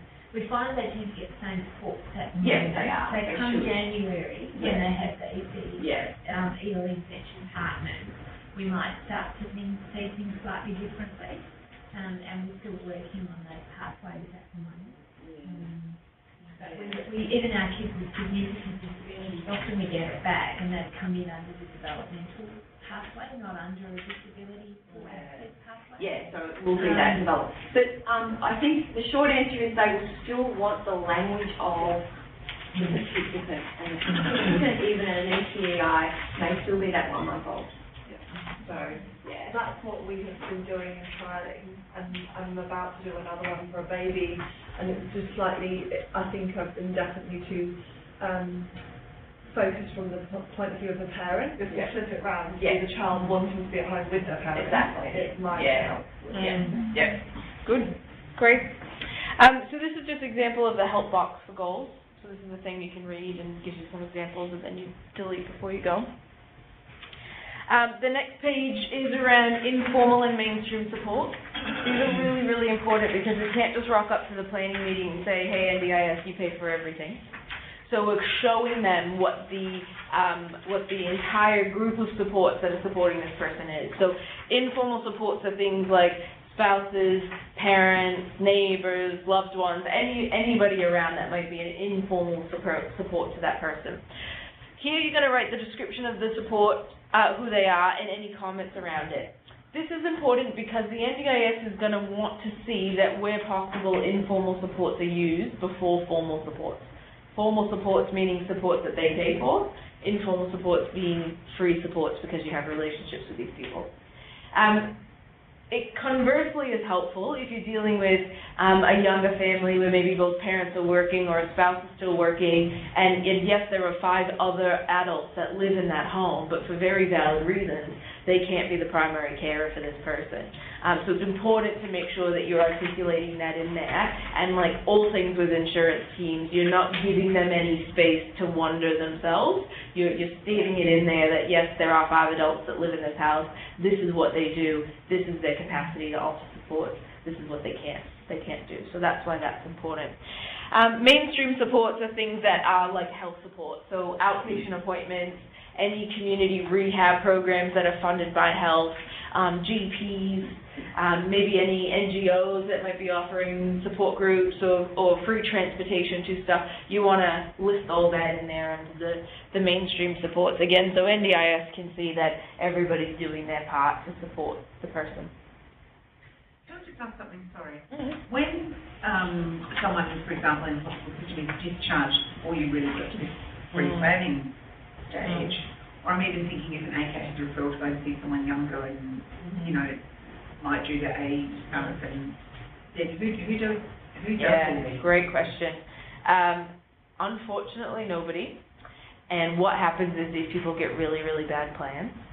And then what happens is they show up in ED, and they sit on acute wards, and the acute staff then have to do this and initiate a plan review. That's what happens. This is so important that what we've done in our health service is say that, and this isn't everybody, because there are people that are going to travel in and out of health, like they always have, that may be NDIS eligible, but that health doesn't need to become involved in that for them. The people who are likely to be in need of health supports lifelong, and they have complex and permanent disabilities, and they come to our inpatient wards, even if they can be discharged without their NDIS plan, we still do the pre-planning tool for them, with them. because we know that if they show up with that, even if it's a bit out of date, even if it doesn't, completely reflect what they need, we know that that's better than them just showing up and having a chat. So the stories that come out of this, they sound unbelievable, but they're not. People with motor neuron disease who end up with $400 for a new wheelchair for a 12-month plan. It happens. In the eastern states, people were getting cold calls. Someone was calling them, and they were engaging in planning on the phone and had no idea that's what they were doing. And then plans were just getting posted out to them, and there you go. So the reality is, without extensive support around planning, it's not going to go well. And again, if you're living in the community, if you have an intellectual disability and you're living in the community with your parents, and you can sit down, you can have a chat, and all you need is community access support and money to go to a group, and those conversations might go okay, and the plan might come out like you want. But someone with complex support needs extensive support to get their planning right. The NDIS knows that. They know that they're screwing it up. I think about health responsibility, and I think the message is whatever touch points you might have with a patient or a client in your community, ask the question, have you thought about access? Have you done any planning, pre-planning for a planning meeting? And I think clinicians go, that's someone else's job. And I've worked with community nurses where I've gone, it is your job. Yeah, you go in for wound care twice a week, but you are the only person who may be working and doing good, that could possibly do good pre-planning for their planning meeting that's coming up in a month. You could be the difference between them getting a really bad plan or a plan that's going to meet their needs. Did you get pushback from your health service in terms of keeping these people in hospital to do that now? No, and we don't keep them in hospital to do that. The other thing is, 2.5 years on, a lot of the OTs that coordinate the pre-planning, they can sit down and in 20 minutes throw one together for a patient. Again, if they don't need it to leave hospital, there's something implied there that, yes, they need a lot of supports, but it's not as, you don't need to be as specific and as, you don't need to get it 110% right. So they'll just put it together and they'll just be like, I know that this amputee is going to need a wheelchair, I know they're going to need some community access, they're going to need an OT driving assessment, mods for their thing, and they just put that plan together and go, when you go to the planning meeting, give this to them. Make sure you give it to them. Also, in order to facilitate discharge, all the OTs in my team have permission to go to planning meetings after discharge if they need to. So if we're saying, okay, a young person who might go to a nursing home, for example, who then has realistic goals to get out of that nursing home, we don't want them to wait in hospital for planning. So what we'll do is we'll do the NDIS pre-planning tool, we'll stay in touch with that participant, and we'll go into the nursing home with them and sit through the planning meeting and make sure that gets pulled through, because we know that if they cold turkey a planning meeting in a nursing home, they'll be there for 5 years. They're just not going to get out. So things like that we're doing to just to be adaptable. And we don't, it's really hard to pull this data, but we can see it kind of happening anecdotally.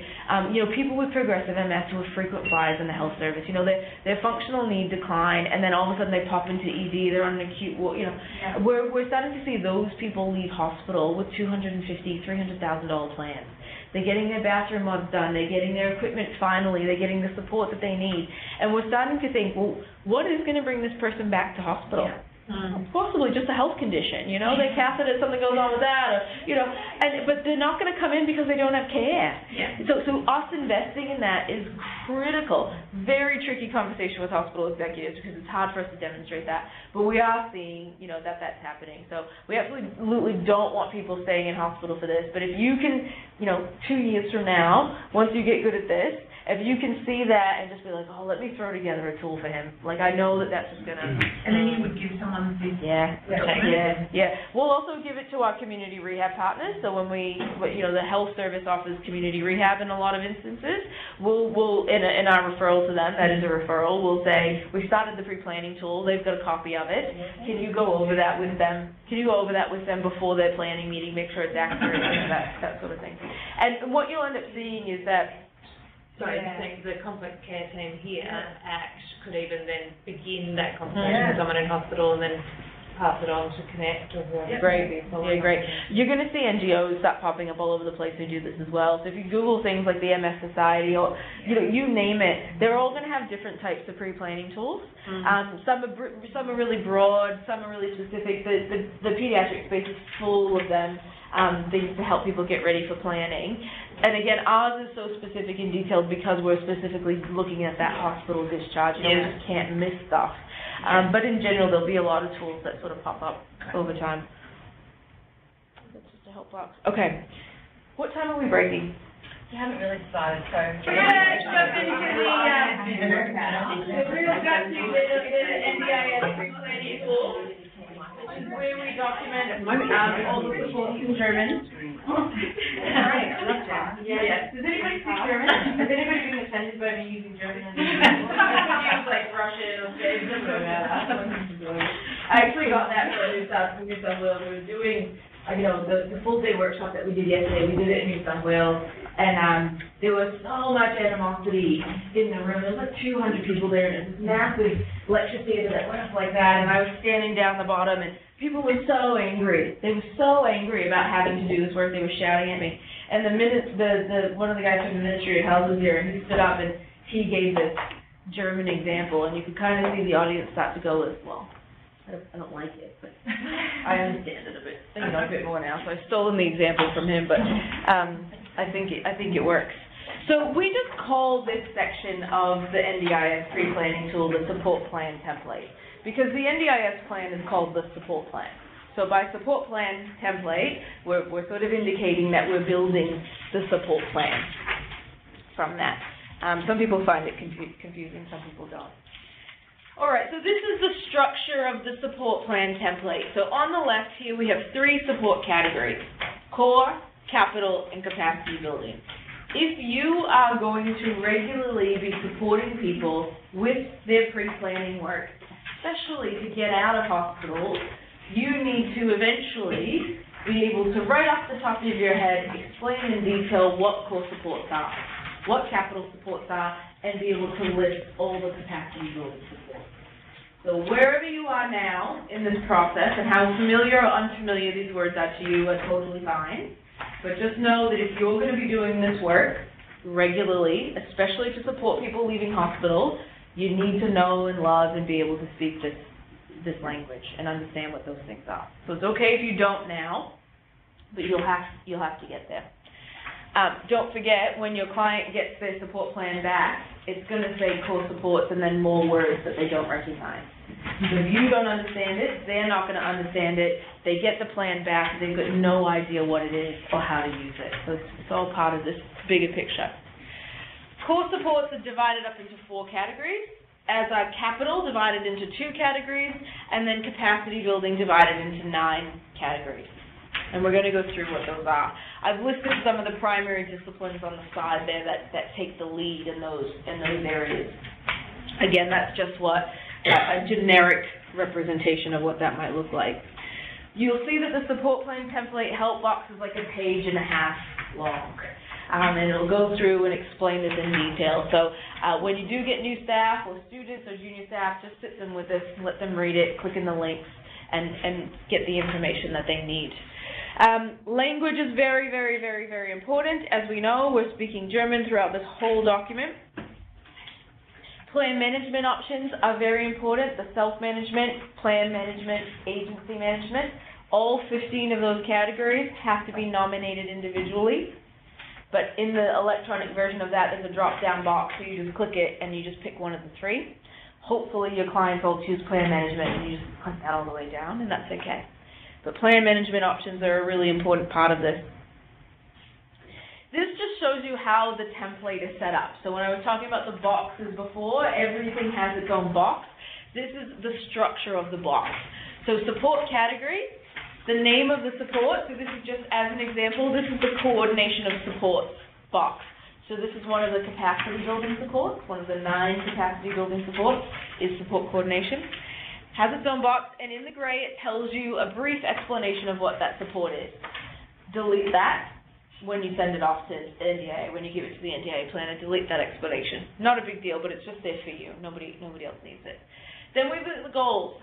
one of those two goals that you set on one of the first pages of this document with your participant needs to go in that box. So you're copying and pasting one of those two goals into each of these boxes. So that way the NDIA planner or the LAC can clearly see how that goal ties in with that support. A description of support. You're explaining what the support is to that person. And again, depending on where you work, you might be able to come up with a very generic support explanation that you just copy and paste every time you use it. Or you develop a better template that has more stuff in it, and it just stays there. So you're saying the person needs coordination of supports. This is what the supports are going to do for them. It's going to help coordinate the supports. Very generic conversation in writing about what that support is and why the person needs it. Then we have the clinical justification. That is the reasonable and necessary criteria. So we are saying, this is the support, this is how it attaches to the goal, this is how the person is going to use the support, this is how it's reasonable and necessary. We need to spell out to the NDIA, beyond all reasonable doubt, that this support definitely is reasonable and necessary. And again, back to 4th grade grammar, you're just pulling out the reasonable and necessary criteria and making a sentence out of each of them. We'll go into that in more detail. We have prescriber, qualifications, date, and then I don't have it here, but in every one there'll be the plan management option, and then there's the drop down. So, again, we're going to go through these in a bit more detail, but just so people know what the NDIS's reasonable and necessary criteria are, this is that. So it has to be related to the person's disability, not a health condition. What that looks like is, this support is related to the person's disability because, right? It must assist the participant to achieve goals in their participant statement. So this support helps the participant achieve their goals by facilitate social and economic participation, represent value for money. Value for money means that more expensive things and cheaper things have been considered, and there's a reason why this type of support has been offered, and it is value for money. So the easiest example of this is equipment prescription. You know, so you've got the $45,000 wheelchairs that climb stairs, and then you've got the $3,000 ones that nobody wants to sit in, and you're sort of explaining why you're at where you're at. Be considered good practice and likely to be of benefit to the patient or participant. We understand this in health to be evidence-based practice. So we're not recommending things that have evidence against their effectiveness or conversely things that have high evidence. It must be unreasonable for families, carers, networks in the community to provide. So again, that comes into the support worker space and in those core supports. So like why can't the 5 adults that live in the house necessarily provide those things? And it can't be the responsibility of any other government sector, so the education system, judicial system, housing system, or health system to fund. So being able to state that. Great. So we're going to go through each of the sections now so that everybody starts to build an understanding of what these look like and starts to get used to the language. So the core supports are made up of the 4 categories, which we'll go through, and they enable the participant to complete activities of daily living. So if the person wants to draw things together, core, the basics, right? The basic supports. This is where your transport, your support workers, your continents, your consumables, your community access is, right? So this is where the NDIS is saying, this is your on and off the toilet space.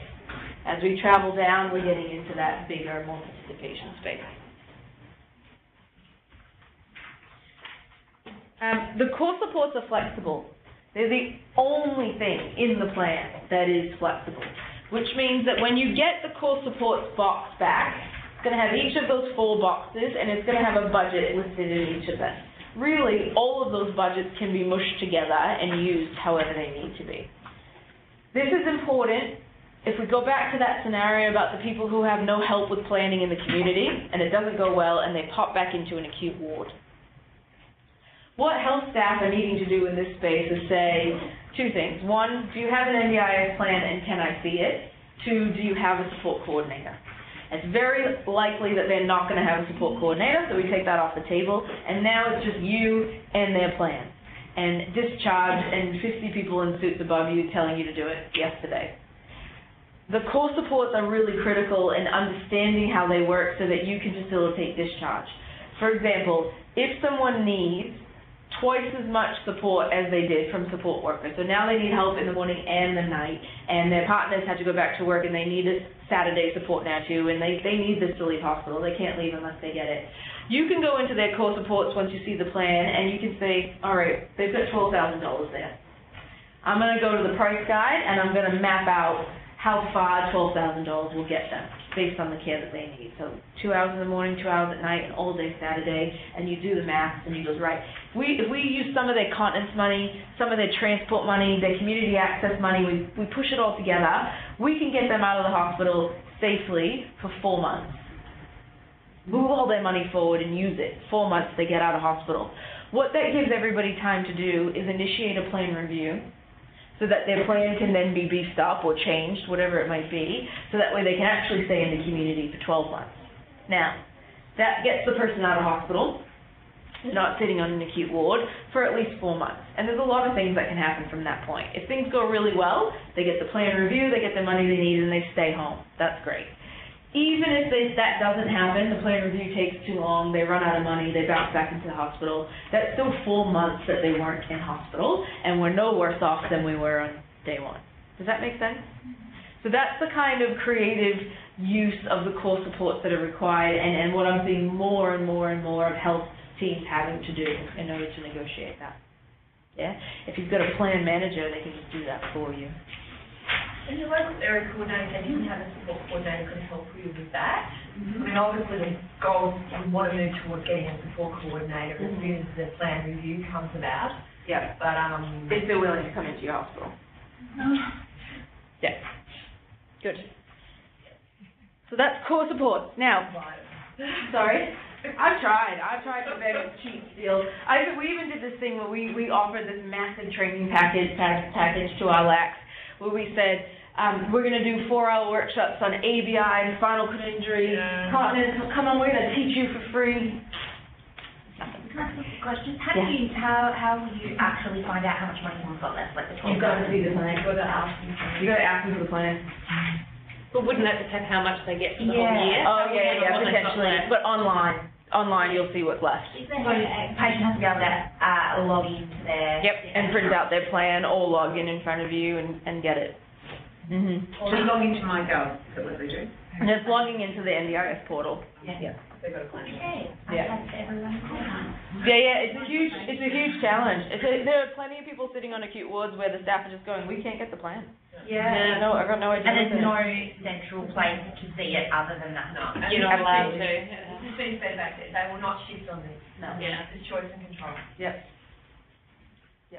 Doesn't work for psychosocial disability. Absolutely. Yeah. It's like for a whole. Spot on. Yep.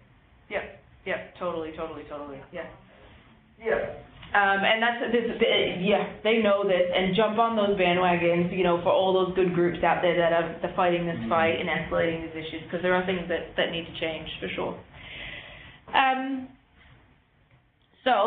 In the boxes, they'll have yellow stars on the corner of the ones that are most commonly needed. So that's really helpful when you first start doing this. If someone needs to be discharged, you can look and say, oh, there's a box with a yellow star on it. I should probably think about what that is and fill it out. So the core support looks like this. So I just explained what the box is like, and you write what the core supports are. So this is their assistance with daily living. This is the care. Like, what care do they need to do the things that they need to do. Now, to fill this box out, you need another document. So what we use this thing called the Community Living Plan, and I'm sure you have your own versions of this. So a care plan, a nursing care plan, whatever that might look like. What we're finding is people now have access to way more than they ever have, so people with more complex care needs are going home, and we needed a really, really detailed document. So what this document does is you can see it lists all the tasks, the level of independence, which is based on the FIM, and then assistance from. Those drop-down boxes have 1 formal support, 1 informal support, 2 formal supports, 0 formal supports, whatever it might be, so that we can clearly articulate that. The document also then builds the hours and adds them up for you. So at the bottom of the document, it spits out the number of formal supports, informal supports, by hour, by day, by everything. You guys come up with this? Yeah. I might have bullied a social worker who I knew had really good tech skills into doing it. Come on, I know you can do this. Anyway, so that's what we use now. Now, this has become really important because we can articulate exactly the support that people need.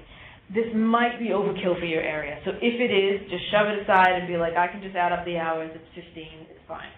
For people with complex support needs like high-level spinal cord injury, behavior support, ABI, that sort of thing, if they need mostly night supports, that's twice as expensive as day supports. So you need to be able to articulate what's an AM, PM, weekend, that sort of thing, because the cost could be double. Same amount of hours, but different times of day means the cost could be double. So you go back and you decide what that looks like in your area. If it's overkill, don't do it. If you're going to need to be more specific, then you might want to think about how you can collect that information. This is also really handy because when you sit at the table right before discharge and the plan manager's there and the support coordinator's there and the support agency that the participant chose is there, you just hand them that. And again, you're sitting there watching them just chat amongst themselves and sort it all out. And the plan manager takes that and maps out all the care based on all the hours and how many people are needed, and then it all just happens. And the support worker agency goes, all right, I'm going to hire people into those shifts. I see exactly what's needed, and it does make it a lot easier in the long run. So you need that in order to be able to fill out these core supports, because you need to know how many hours that you're asking for. Any questions about core support? That's where the NDIS puts most of their money. That's what people need the most. It's not where they want to put their money. They want to put it in capacity building, but the data shows where they are putting it is in core support. All right, then we have continents and consumables. So you'll see that the box just says consumables. That's what the NDIS calls it, but we split it into two. So we split it into consumables and continents. So the continence needs, we've just developed this very quick and dirty. I think this can be improved, but a way for the nursing staff to be able to document the continence needs for a person with how much they cost and how much required, so that way it can be transcribed into the consumables box or the continence box when you're explaining what is needed. How this gets ordered, I don't know what the existing system in WA is, but basically the support coordinator can just take this and then just go and order everything for the participant, or the plan manager can do that. So if that's done really well and you get the right amount of money put in there, the plan manager or the support coordinator just takes those two things and just goes and orders everything, sets up the monthly orders, you know, all of that sort of stuff. Can I just ask, is there any way that an assessment to just identify where they're up to, where say, for example, in a community, if you're looking at this from a community sense and want to get an assessment for continence or assessment for AIDS, and you don't want it to come out of your capacity, is there any way you can get it in core support? Yeah, definitely. So I think I cut off this document before it shows it, but at the bottom, somewhere on here, it includes to put in continence nurse assessments for the next plan. So when someone's leaving hospital, you're thinking already in 10, 11 months' time, they need to redo their planning. They're going to need their continence reassessed. So you put that in this plan already, so it's there. But in the tools you have, it prompts that. So if you use those, just the guys at the back, that's what we were talking earlier. So get it in there. Yep. So they can get their continence assessments funded.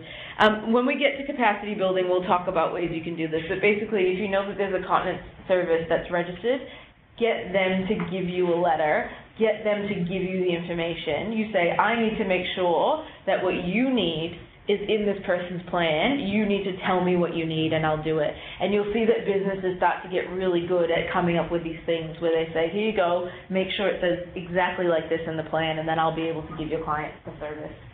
So you can do things like that. We'll talk about that more in capacity. The small aids, so we're gonna talk about assistive technology very minimally today, but just quickly, the NDIS rank assistive technology 1, 2, 3, and 4. 1 and 2 categories are low-risk assistive technology, urinal, non-slip mats, adaptive cutlery, those sorts of things, low-cost, low-risk items. They can all just be put in a consumables budget. So you're not having to write to the NDIA to prescribe these things. You just list them, the money gets put there, they can just purchase them. So that's what goes there. So things like slide sheets and, you name it, all of those little things get put there. The transportation box is an easy one because it's a fortnightly payment that just goes into people's accounts. So you fill that out just like all the others, and then the transport allowance is paid fortnightly. We won't go into this, but there has been a court case that says that fortnightly allowance is not in accordance with the Act, that the NDIA is responsible to pay the full cost of every support that's reasonable and necessary, and it is reasonable that people will have much more transport needs than what this fortnightly allowance pays. So I leave that with you to empower clients that really need a lot more transport to fight this battle with their planners to try to get more money in this. Is there not something for everybody, is it? No allowance for rural? There might be, yeah.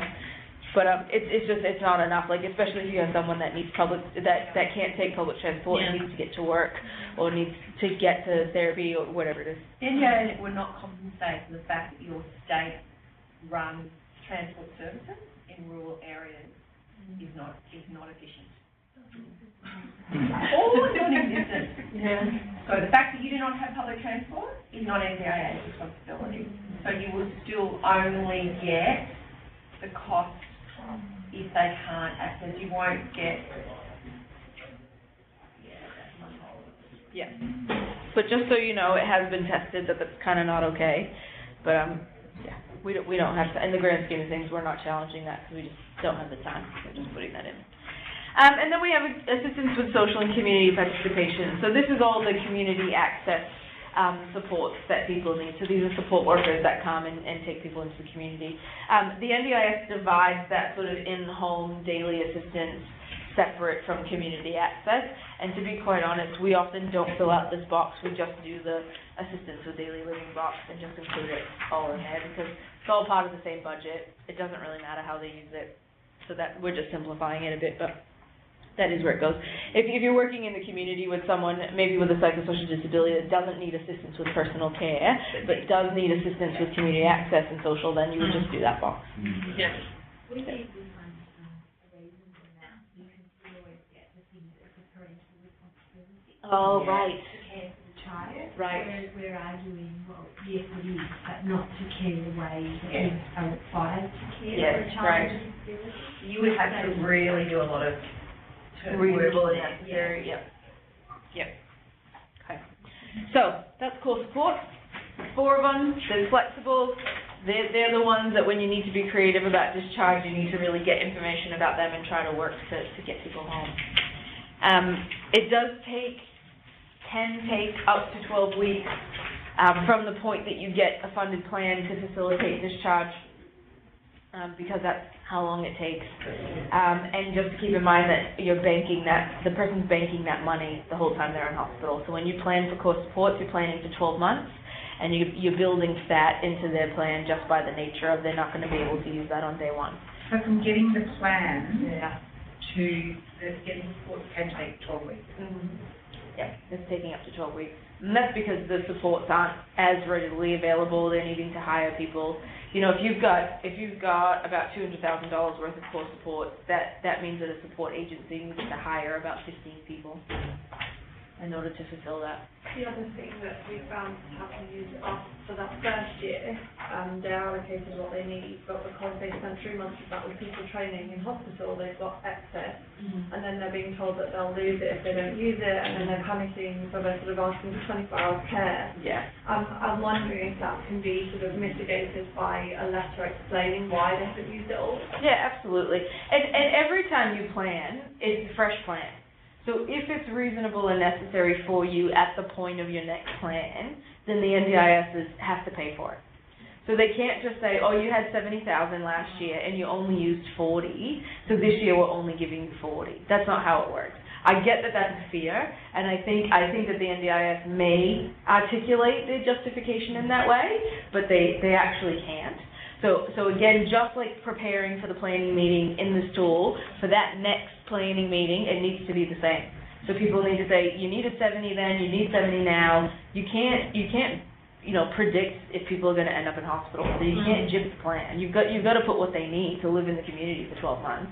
And what I try to tell health professionals, because they feel a lot of responsibility around this, this is taxpayers' money and we want to get it right and we don't want this.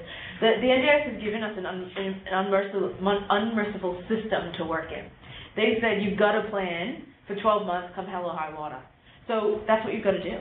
You've just got to plan for 12 months. When they evolve and mature and build up some flexibility, then we'll be able to be more realistic and practical about things. But if someone's supports aren't sufficient, and there's no way for them to communicate that or get a plan review, we have to go with worst case scenario. You have to. Yesterday we were talking about, yesterday it was mentioned about doing like a 3-month plan. What was that about? That's utopia, isn't it? So I just want to say, I love Mary Hawkins. I gave her a big standing yesterday. I don't think that's true. And certainly, We're working hard for it. Yeah, and certainly the times that I have seen short-term plans come into play, it hasn't worked out well. Because what the NDIS means is we're going to give you some money now, and they're pretending that the plan is just open, and just give us a ring when we know the rest, and we'll put it together. And it doesn't happen. I'm not saying 100% of the time it goes badly, but it's not an official thing. Like, you're not going to see in black and white anywhere a 3-month plan. We get a few 4-month plans. Yeah, we get 4 months and 6 months, but maybe that's an early intervention thing. It might be. And again, it's around that reliability of, at that 3-month mark, what's going to happen. And we expect it so they can install. Yeah. Not the way they sell it to us. No, that's right. That's right. That's right. Well, you can tell us. Not yet. Very good job. Announcing the mask. Yeah. And I think my advice in that space is proceed with caution. Yeah. Don't look at this 3-month plan as a quick win to get out of hospital. It won't be. We need to make sure that our patients are set up for 12 months, because we can't be guaranteed that at that 3-month mark, it's going to go okay. But in the future it might. But now it's not. Use it at 3 months. Yeah, exactly. Use it the next one. Exactly. So you're still finding after 2 years that it can take up to 12 weeks to get supports in place? Yeah. Even with big organisations that might already be, like NS, for example. So the disability workforce is the fastest growing workforce in Australia at the moment. It's just booming. People have more money than they've ever had to spend in this marketplace. And they need to, hire staff. It's also a new business model. Even 2 years on, it's a new business model. So people aren't hiring 50 people with the hope that they're going to get the money. They're waiting till someone shows up and says, I've got $200,000, and then they're hiring the people to do that, which is just the way it is. But if you think about it, you're trying to purchase $200,000 worth of stuff. That takes a bit of time. You can't do that in 3 days. And it's not bad for it to be specific. I've had organisations that have specifically employed Indigenous workers to work. That's right. Absolutely, yeah. That makes it a reasonable. Absolutely, yeah. And what we do, not for everybody, but specifically our spinal cord clients with spinal cord injuries or brain injuries, we get them to interview multiple care agencies, and in a few instances they've been involved in the recruitment. So they've gone to the interviews, and they've said things like, I want female carers and male carers or people of this age, and that they've been able to really sort of engage with that, which has been really positive. Yeah. Hospital execs don't like it, but it's positive. All right, capital support. So just by the nature of the word capital, these are one-stop purchases for capital items. So this is where your assisted technology and your home modifications goes. This is not flexible at all. So it cannot be used for support workers. It cannot be used for physiotherapy or occupational therapy. It is so inflexible that you can only use the capital supports for things that are articulated in the boxes. So you can't just have capital supports $20,000. It needs to say power wheelchair, manual wheelchair, mechanical bed. Everything needs to be listed there in order for it to be funded. Does that include pairs and maintenance? Yes. Yeah. Yep. So it's built into the box somewhere. I don't know if it's up here. Delivery, setup, and maintenance costs to be included for all assistive technology items. So we just leave that in there, and then that prompts it. It's just silly that we even have to do that, right? Because it's obvious if you pay. But anyway, here we go. So the assistive technology box, just like all the others, you're listing your justification. So here in the justification, according to the reasonable and necessary, you're giving a broad stroke thing. It is reasonable and necessary that this person needs assistive technology as a general concept because of their disability. Because for every piece of assistive technology, you need to do the NDIS AT prescription form. And that goes into much more detail about the reasonable and necessary for those individual items, those individual AT items. As I mentioned before, categories 1, 2, 3, and 4, this only needs to be done for categories 3 and 4 equipment that you're doing this. And we do that too, the AT form or NDIS? We do. If you're the prescriber, you do. If you work in the community, as a general thing to try, NDIS registered providers should be prescribing equipment in the community, not health services, as a general thing. There's going to be pockets where that's not the case, but generally it's disability's responsibility to do that.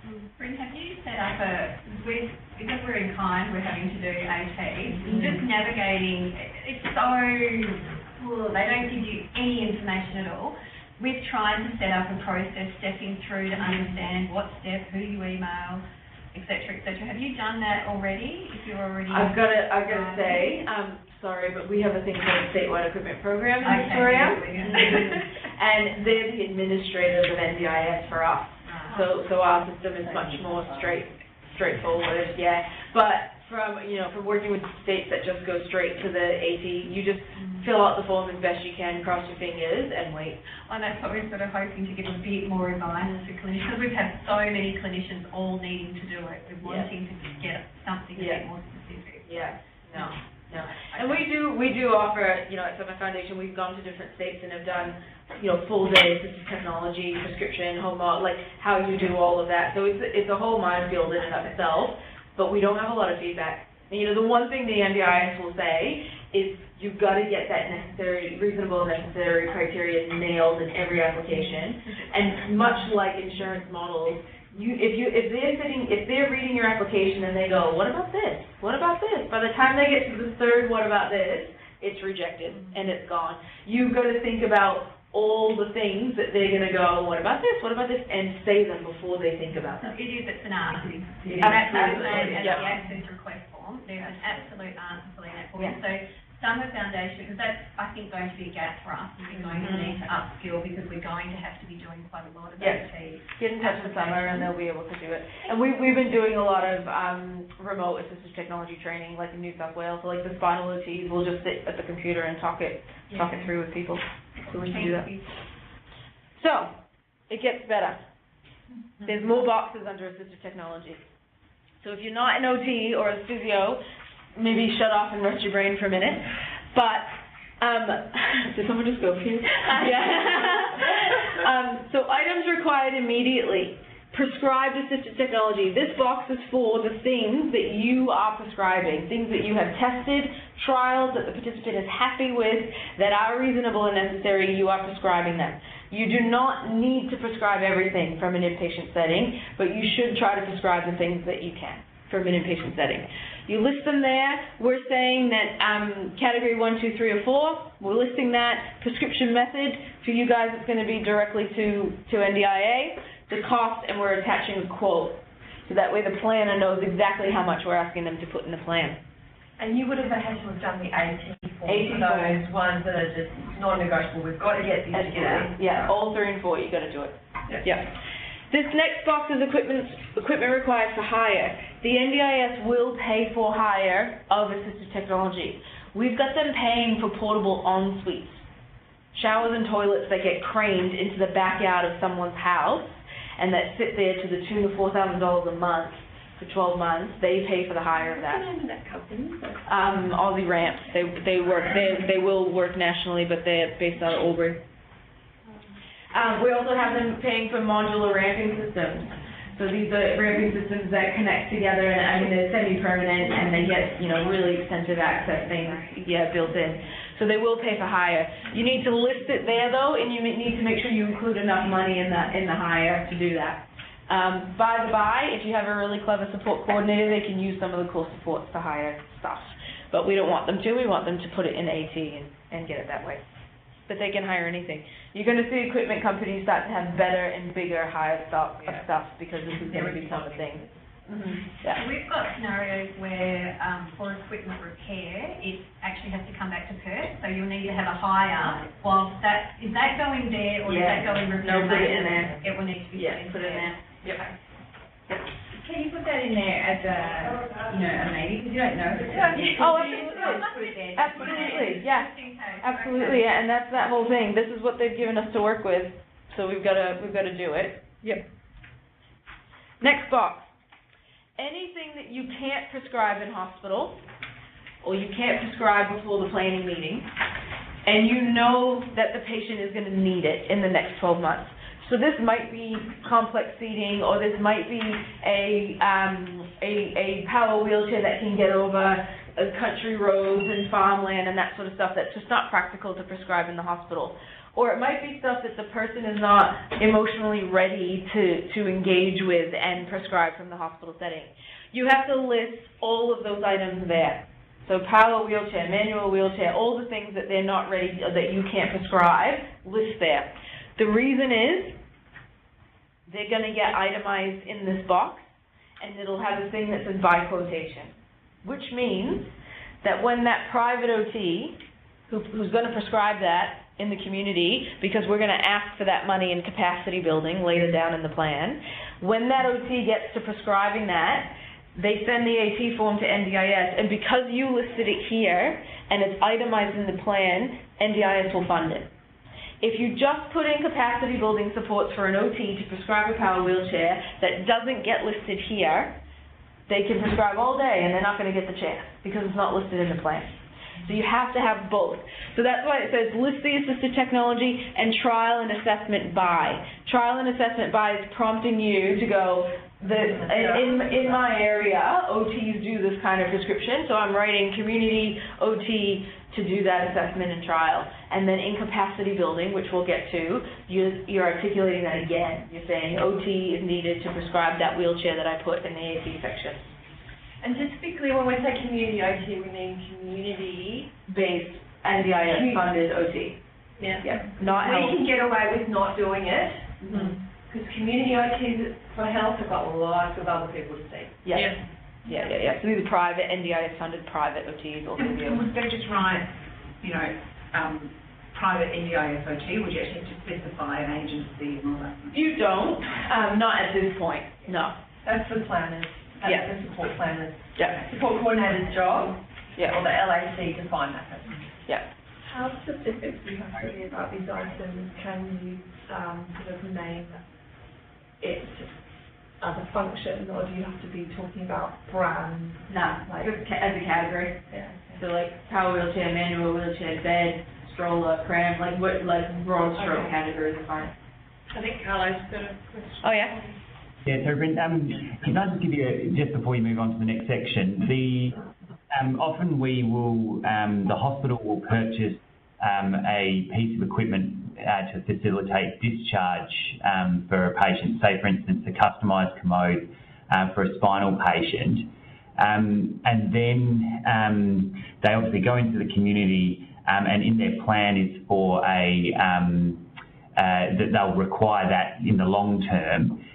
Is there any way to put that in the form where I suppose the hospital, if that's a suitable piece of equipment for the patient, that they can keep that and NDIS then I suppose reimburses the hospital for that equipment? No, definitely not. But if you just said to the patient, when you get this one from the NDIS, just hand it over to us, that'd be fine. They're either returning the one that you gave them or giving them the new one. Is that kind of what you mean? Yeah, but often, that with the patient. Yeah, because often I suppose it's a piece of equipment, it's been customised for them, so it's not suitable for anyone else, then it's kind of a waste of equipment. Yeah, you know what I would be doing in that space is that I would be talking to those providers about hiring that equipment out.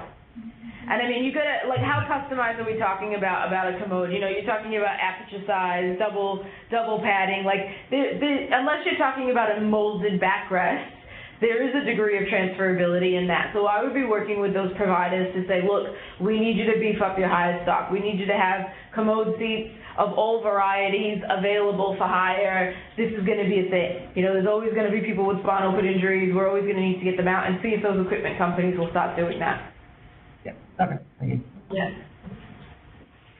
Great, thanks. I'm so glad you asked the question. Good, so that's assistive technology, and like I said, we could talk about that all day, but we're not. Just as long as you know what you need to do for pre-planning. Get the words in there where they need to go. The home modifications box. So if you work in a health service, my recommendation is that you work with your team to disinvest from major home modifications entirely. Few reasons for that. One is, major home modifications are not a discharge pathway. The NDIS is not doing them as a general thing. So there are applications that have been in for 24 months and even longer that just aren't being processed. So major home modifications will not get done in less than 12 months, and I bet $500 to anybody in the room that they won't get done in less than 24 months. So they're not a discharge pathway. Modular ramping systems, portable en-suites, those types of things are discharge pathways. Major modifications are not. What that means is that it potentially is a waste of a health resource in order to go through all this work prescribing them and applying to the NDIS for them and all that sort of stuff. The second part to that is the NDIS see major home modifications, including the prescription of it, building it, doing it, everything, as their responsibility. So what we can do in pre-planning is make sure that people have the money they need to get their major home modification assessment and prescription done. That's all we can do from a health perspective. What that looks like for us in Victoria is that we've found a company that has the right building consultants, OTs, big networks that they do this with, and they offer a one-stop shop. So we say to them, hey guys, they're Australian Home Modifications is their name. We have a client who we need a quote for because they're going to need major home modifications. What they do is they send us a quote that looks like this. And you can see that they have really specific information that's related to NDIS in this quote. We attach this to the plan. We write it in the box that they need the right supports in order to get their home modifications application submitted, and then we consider our job done. We can't control anything past the point of making sure that they've got the right resources to get their application submitted. So that's what we can control in that space, and that's how we deal with it. So if you work in an environment where this is going to be a thing, start to find out who in the community. You need private OTs, building professionals, what's the word that the NDIS uses? Building construction professionals, so BCPs. That's how they have to register themselves. And if you get an opportunity, every single time, tell those private OTs to partner with these people and do it as a one-stop shop, not to have their individual businesses, because it's just a nightmare to get all that coordinated. Okay. So your OTs would still be doing a home assessment for discharge to facilitate discharge. Absolutely, yeah. But they're not doing big assessments around and scale drawings and stuff. Yeah. Do you guys have a question? Online? No? Okay. So yeah, there's obviously for people who still can go home with other options. Yeah. So is there anyone in the category where this is the only discharge? Oh yeah. And what happens? They live in hospital. They live in hospital. Okay. Yeah. Or they go to residential aged care facilities and wait. Yeah. However, what we find is that, when you ask somebody to sign the ACAS paperwork, they say no. Is bright water that we heard about yesterday? Yeah, could be potentially a solution. Yeah. They can only take specific cohorts of patients. And they will want to know what the eventual discharge plan is. They don't want to be stuck. We would be potentially stuck with it 2 years ago. Yeah. And it's, Sorry, just trying to unbundle health responsibility home mod versus NDIS home mod, because that's interesting, how do you distinguish between those? What do you mean, doing them or prescribing them? Doing them. So we will fund, the health system funds home mods. Right. For discharge. We do. Okay. So we're quite different to the eastern states. Yes, we are. So major maintenance? Yeah. Like upwards of 20,000? Required for discharge. That's required for discharge. Yeah. So is that going to be your business as usual? I don't, that's what I was trying to understand. That'd be something to get. I would think not. Yeah. But we're kind of in that awkward phase at the Yeah, moment. so maybe we'll have to work it out. I mean, literally, the way I supported my OTs and rehab teams and stuff, it was about, okay, so what's our responsibility for discharge? And And then not for our mental health service now that the budget's come right down. Yeah, I think that's definitely happening. And it'd be great if people could really think innovatively in this space, because if health services could just, $10,000 to do that thing in the bathroom, do that thing at that doorway, and just get someone out of bed, out of a hospital bed, it would go a long way. So maybe that's a good thing for you guys if you've got a little bit of flexibility there, because sometimes it could be 5 and 10,000 and you could get someone out. I mean, we used to be able to access that more readily. That's certainly becoming a lot harder now, and certainly 20 would be really hard pressed to get. But Carly was saying the equipment is, if there's something temporary, like sort of a modular ramping system, there's some sort of, raised platform for it in the shower recess that someone can sort of transmit to rather than knocking out the whole of doing it. Exactly. As a means. I think it's essential. And you know what, the hindsight 2020 thing is never true, but we're able now, because we know this, that we say to patients on admission, major mods is not your pathway home. What we need to do is start looking at this option and this option and this. So we have those conversations really early. Whereas for the first 12 months of NDIS, the conversation we was having was, let's get the health modified, it's going to be so good. And then we were like, oh, shit. Those people are still waiting. Still waiting. We had feedback from our community services that were like, can you stop promising people stuff? And we were like, oh yeah, sorry, we just got carried away. Issue with Kate though, because often you'd hold for 3 months and then do the full mods on Kate, and the time frame is very different for Kate. So Kate, you could actually get something done relatively quickly. Kate gets shut down with NDIS, kind of as that. So there's going to be that interesting change in expectation that actually it is down 24 months, not potentially we could have organised something in 6 via outside of the hospital discharge process. I think that's going to be a large part of managing people's expectations with this transition, because we have had a pretty, from an equipment point of view, pretty amazing service. So, and I think that's what we're struggling with, the fact that we've had staff and we've had this great service, and now we're kind of like having to And there's lots of mourning for some things we have lost and we're worse off. Oh, absolutely, But there's some that we're definitely better off. A lot more definitely better off. The states have had to make some pretty hard decisions in order to fund the national, scheme, and that's exactly where it's come from. Just quickly around this box, this is also where SDA goes, and if anybody was at the session yesterday about SDA, that again is a 4-hour workshop all in itself, so we're not going to go there. What I will say to you is that when it comes to pre-planning, getting ready for the planning meeting, we can pretty much do 99% of it on our own. We don't need to talk to the NDIA, we don't need collaboration, we can just write it in the plan and do it. The exception is when SDA is likely to be the discharge plan, or when the person is likely to be eligible for SDA. Because we can't just put SDA in the plan. We need to have a conversation with the planner or the NDIA that says, we think this person is eligible for SDA. And then they might say, oh, okay, in order to become eligible, to be proved eligible for SDA, there is extensive reporting, allied health reporting that's required to prove that SDA is reasonable and necessary for you and that you are eligible. This reporting is so extensive that my advice and what we are trying to do in lots of the states and territories is say very clearly to the NDIS that this is not health job. We are not to do all of this reporting. That is a specific requirement of them, that if the person was in the community and wanted to prove their eligibility for SDA, they would give them thousands of dollars in their plan for a private OT and a support coordinator to do all this documentation. So we don't want them to put that on the health service, okay? We want them to say... do on their own. Sorry? Impossible for a person to do on their own. Yes, so we have had to do this because we've got someone sitting in a bed, we've got SDA that we think they are eligible for, it's vacant, we've got the NDIS saying, we're not giving you money, you do it, and we're fighting it, I'm on the emails, and it's just clear that we're not going to win on this case, and so we have to do it.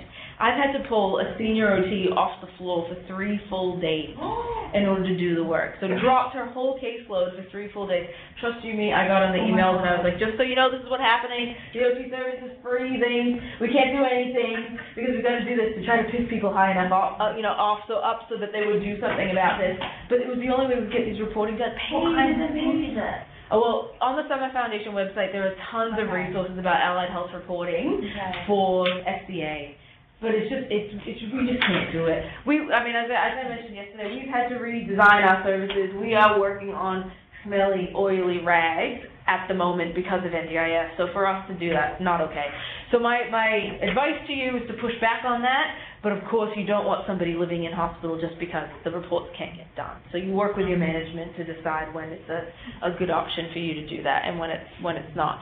But that's where SDA goes. They fund it in there, and off we go. But we want to not be in that business if we can. All right, we've done core, we've done capital. The core, all those basic core support workers and everything, your continence, your transport. We've done capital, listing all your assistive technology, the ones that you can prescribe, the ones that you want hired, the ones that need to be prescribed later, listing that all. Now we're going to talk about capacity building support. So these are the 9 capacity building supports. And just like the words indicate, these are supports required to improve or build someone's capacity to participate in life. And I'm going to not go through all of them because there's 9 of them. And to be quite honest, there's several of them that I don't even understand what they are at the moment. Finding, keeping a job, and there's lots of stuff that I think might have to do with like younger people with intellectual disability or maybe people with primary psychosocial impairment that I haven't had a lot of interaction with. But we'll go through some of them. So the capacity building supports the boxes look just the same. There is one key box, which is we call CB Daily. You'll hear a lot of people call it CB Daily. So capacity building daily. So improve daily living skills is the full title. This is where your private therapies go. This is where your OT, your physio, your speech, everything like that goes. There is an exception, of course. Dietetics and exercise physiology, they go in CB, improve health and well-being. Whereas every other allied health discipline goes into the CB Daily, improve daily living. I'm sure you've got lots of private nutritionists out there in the country just lolling around. Yeah, that's right. Ready to jump into the Anyway, just in case one comes along, right. Go in here. So, you're looking down the barrel of 12 months, you're trying to write down all the allied health support the participant could need. How do you know how many hours of support a private OT needs to do anything? And the reality is we don't. Yeah. So there's a few ways to go about this. You can have a guess, and if you guess, triple it and request for that, because then maybe that'll be enough. If you are in an area where the provider market is really picking up and there's services that are switched on to NDIS and they see what's coming, what I recommend is you approach them, if your client has chosen them. You approach them and you say, right, these are the things this patient needs. They need a power wheelchair prescribed. They need help with their self-feeding. They need help with their communication. They're right on the edge. They're going to be able to do these things. Can you give me a quote for the amount of money that you would need to do this over the next 12 months? And as the market matures, they're going to get really good and they're going to give you these beautiful quotes with all the line items in it, and they're going to write some reasonable and necessary criteria, and it's just going to be schmick, and you just attach it to your pre-planning tool and off you go. The reality is that's not going to happen for a long time. Yeah. In the meantime, have a punt, take a guess. If you think someone needs a power wheelchair prescribed, I don't know if anybody has private experience or whatever, but you might say, look, they need 60 hours to do that. And I think that would probably cover it. That's certainly what we were doing at the start until people started telling us what they needed. Now, if you're supporting a petition that doesn't have highly specific make it or break it things, like if they don't get this power wheelchair, they're not going to be able to get out of bed kind of thing. But if they just need someone to support them with their carer training, or review their care plan, or check their maintenance programs, that sort of thing, you might just do something like 3 hours of physio every month for 12 months and add that up. Or 4 hours of OT every month for 12 months and add that up. That's okay. I think in the space that we're working in, if it's not something specific, you just take a general 12-month approach and put it in. Yeah. When do you find what we've seen here is you get a band, you get a low band, medium band, or high band, you get 8, 12, or 17,000, and that's it for your therapy. And the way that's reading, it doesn't seem like Oh, no. That's against the It's like, yeah, that's absolutely not true. I've heard all sorts of things. Oh, you get 10 hours times 3. Not true. No, but this is actually in their plan. Oh, I'm sure it is, but it's not legal. Right. Yeah. But that's where the reasonable and necessary criteria comes in.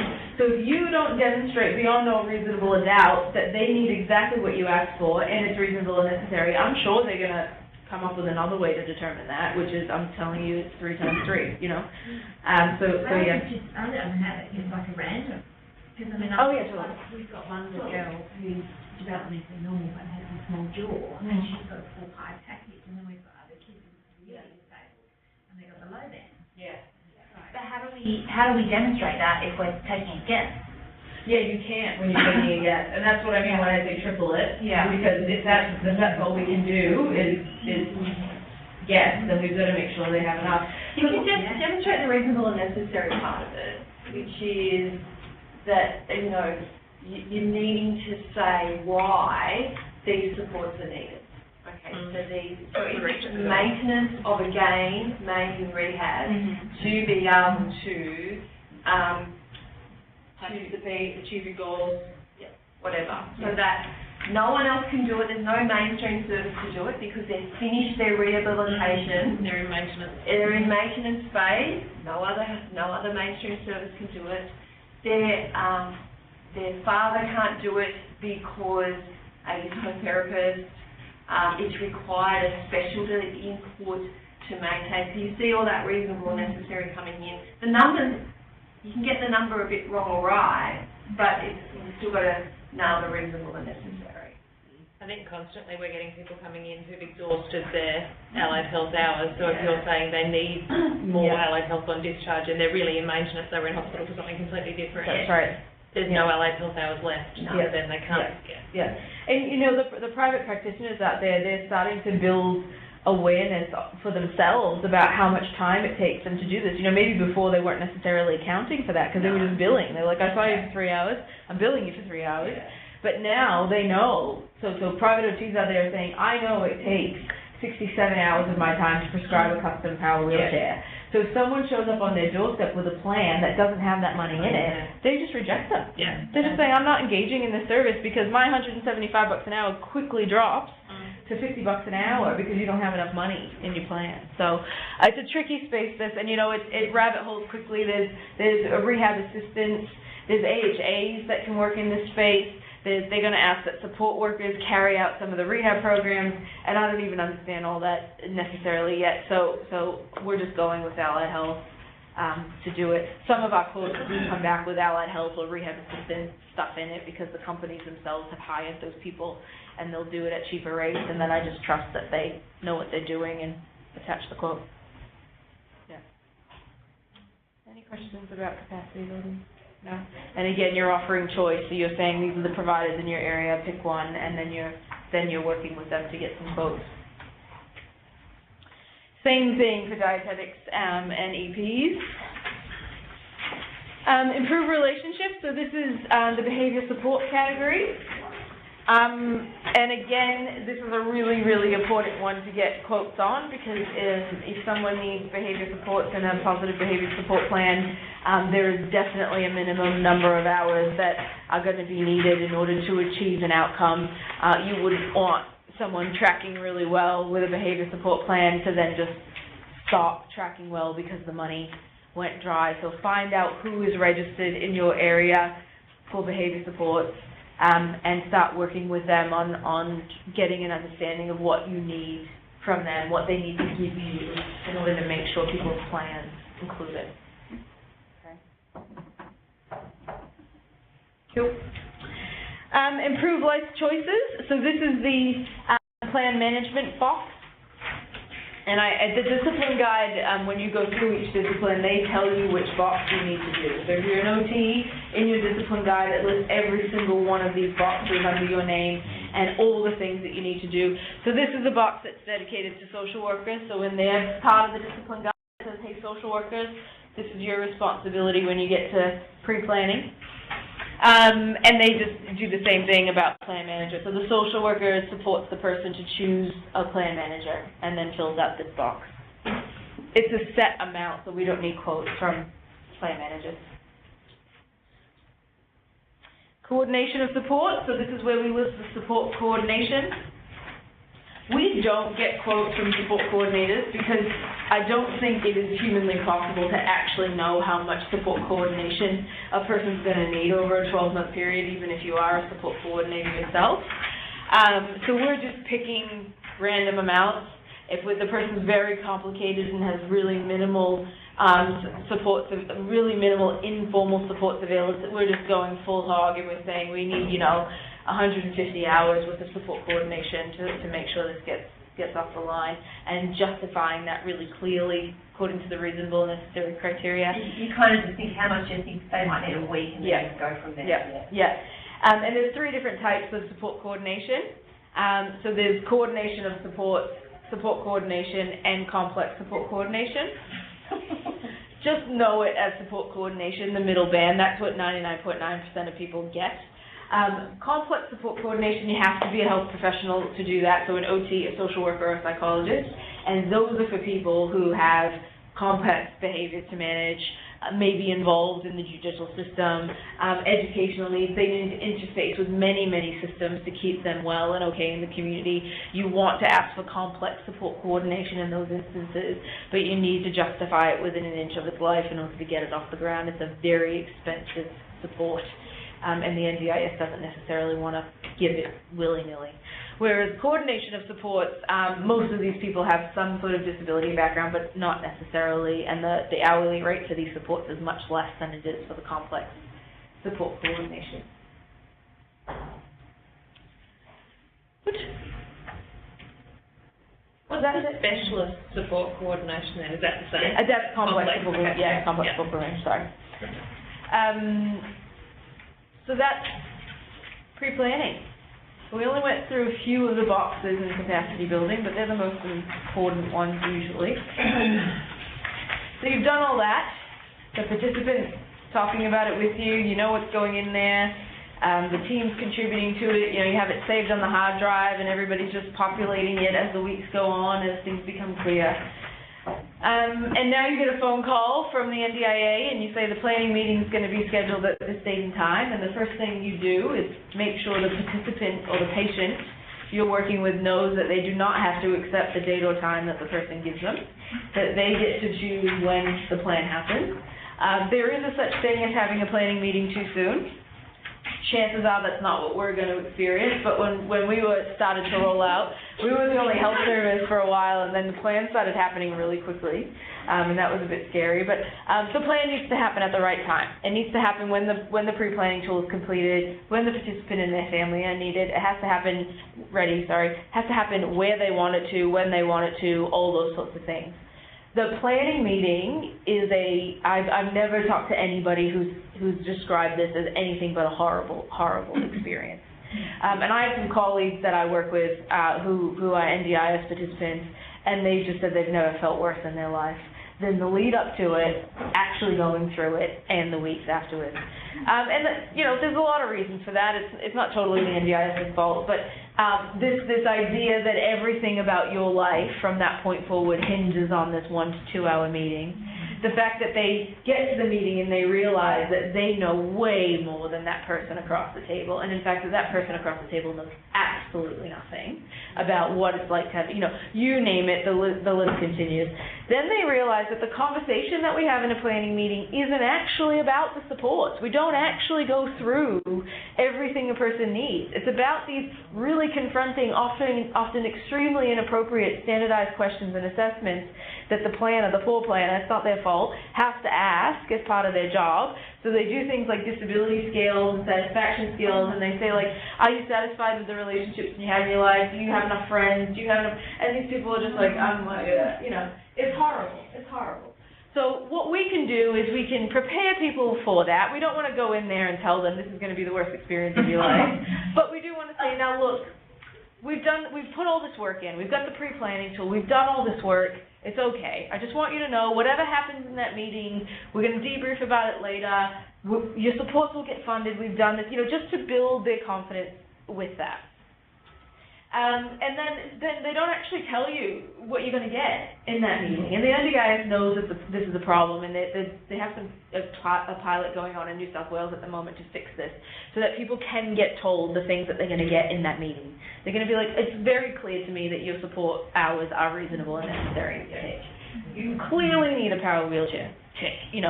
But right now they don't do that. And then it can take several weeks afterwards for them to find out what's coming. So in general, it's a really terrible experience.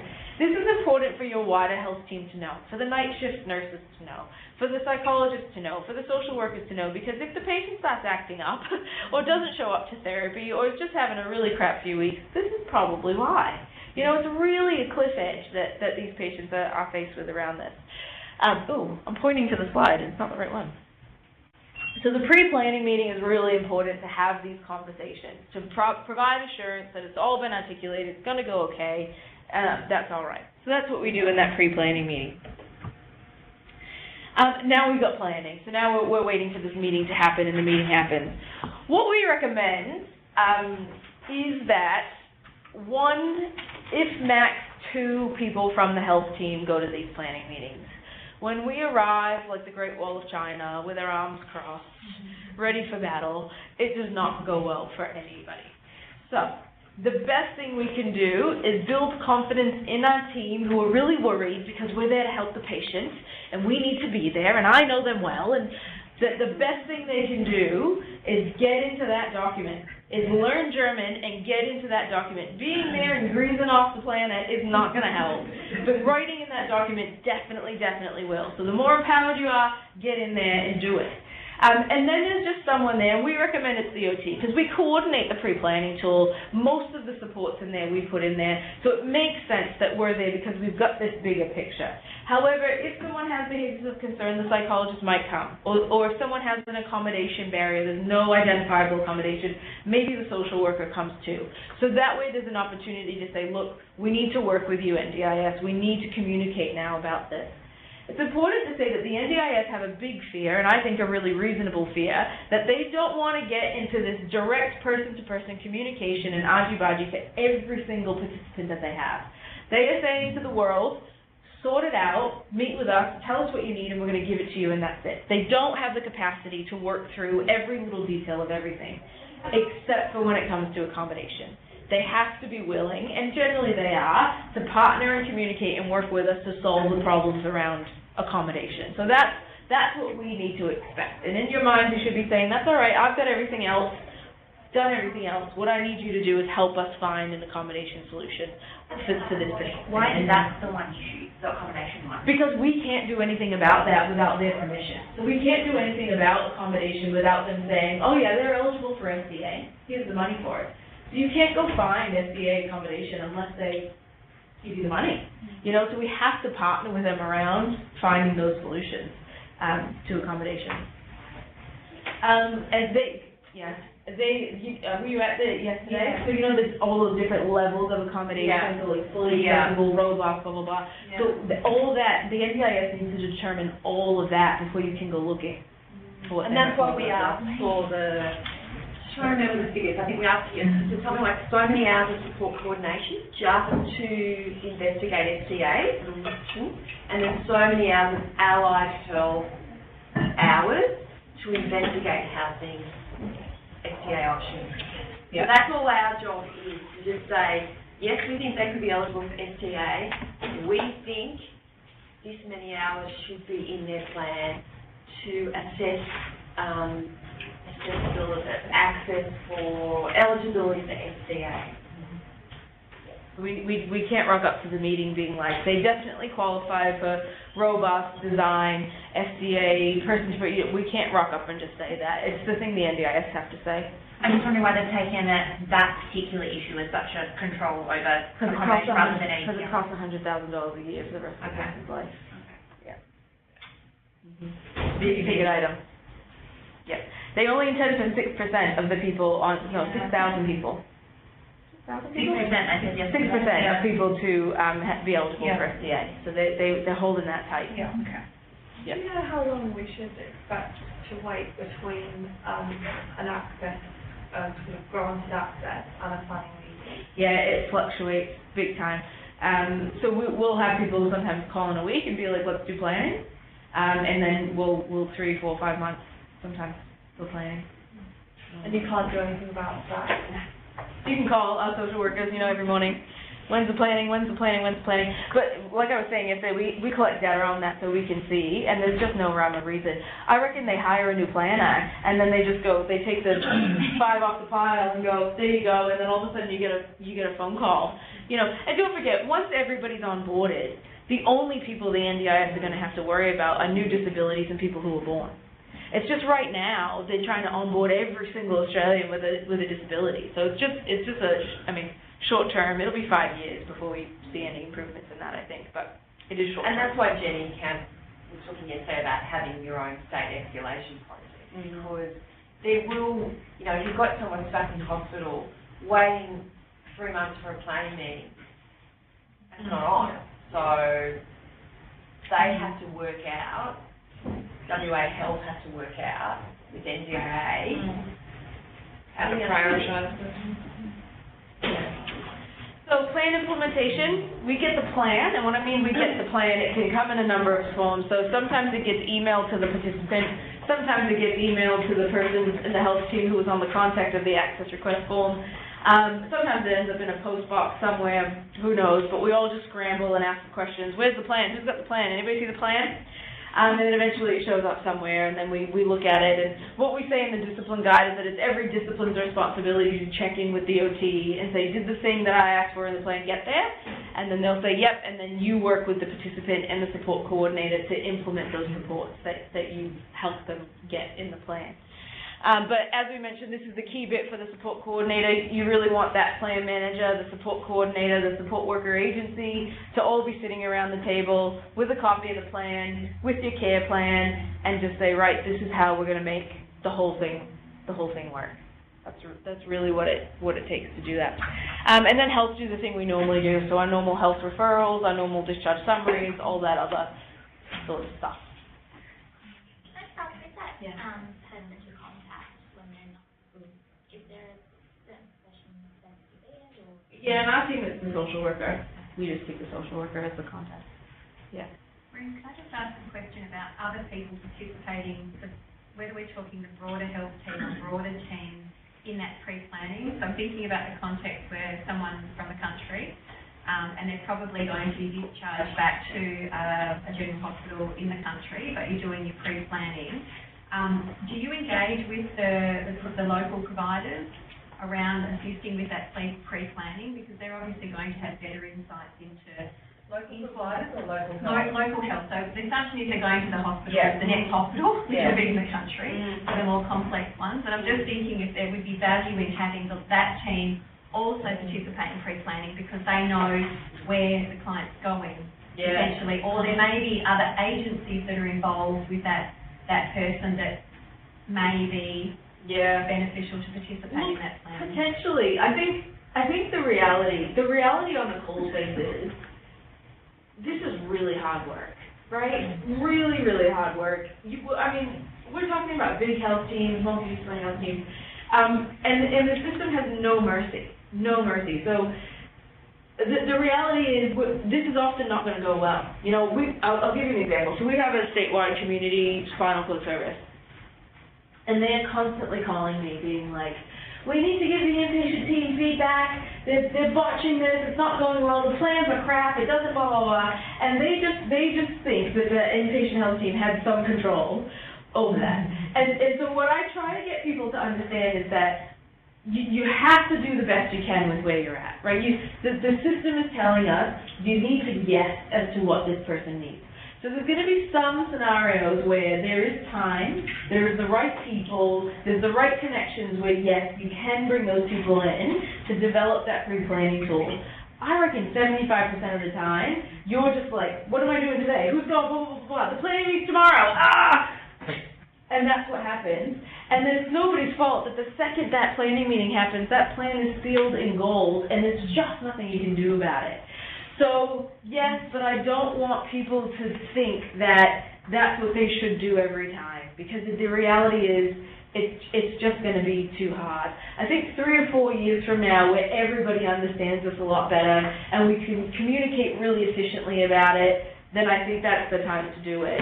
And what I try to tell people in the community is, don't assume that your inpatient health colleagues or people from another hospital didn't do what they were supposed to do, because sometimes we do that pre-planning tool to a T, and the plan that comes out the other end is not the one we asked for, and then you can't do anything about it. So feedback's really important to the people who are doing this, but we have to give them feedback on the pre-planning tool, not on the plan that came out. So if you can see that they put that work in the it was all there, it was in the tool, and then for some reason the plan didn't come that way, we're working through what that might be, but not just to say that, you know, you didn't plan for this, or you didn't know, or that sort of thing. But yeah, we're not doing that. So our patients that go regional, even our patients that go to Tassie, we get a lot of spinal cord patients that go to Tassie, we're not in a position to engage with them that much at all. And I think it would be great, but it's just a mad scramble, you know? Are they in-kind providers in Tassie though? Like WACS here will be an in-kind provider, so likelihood is we'll be getting handover, like pre-planning and plans, where we will be the provider rather than a private provider. Right. Do you know what I mean? Yeah. No, Tassie's not doing a lot of in-kind support at all. South Australia are. And that's a whole tricky. It's a very, very tricky. Well, that's transfer of care, so that is different. That is an expectation. You would do that. Yeah. And I guess what I'm reflecting on here is like, so you know this person's going to this regional area. There's a health service there. You do the pre-planning tool. I mean, do you have time to send that to them? Have a meeting, negotiate about it. What do you think? They haven't met the person. You know, so they don't understand. Also, you know, the human factor about this is that you're going to be talking to patients and they're going to be like, I want 25 times as much as that. Okay? Or I don't want that. I don't need that. I don't need support workers. I don't need a wheelchair. You know, that human element to it is just like, so you end up with this thing that's just like, we made the best of the situation, and often it's not ideal, you know. And then people get home when they get to the local area and they're like, I really didn't need that, you know. But this, you know, for hell or high water, the inpatient therapists can't get them to agree at the time, you know, that that's the thing.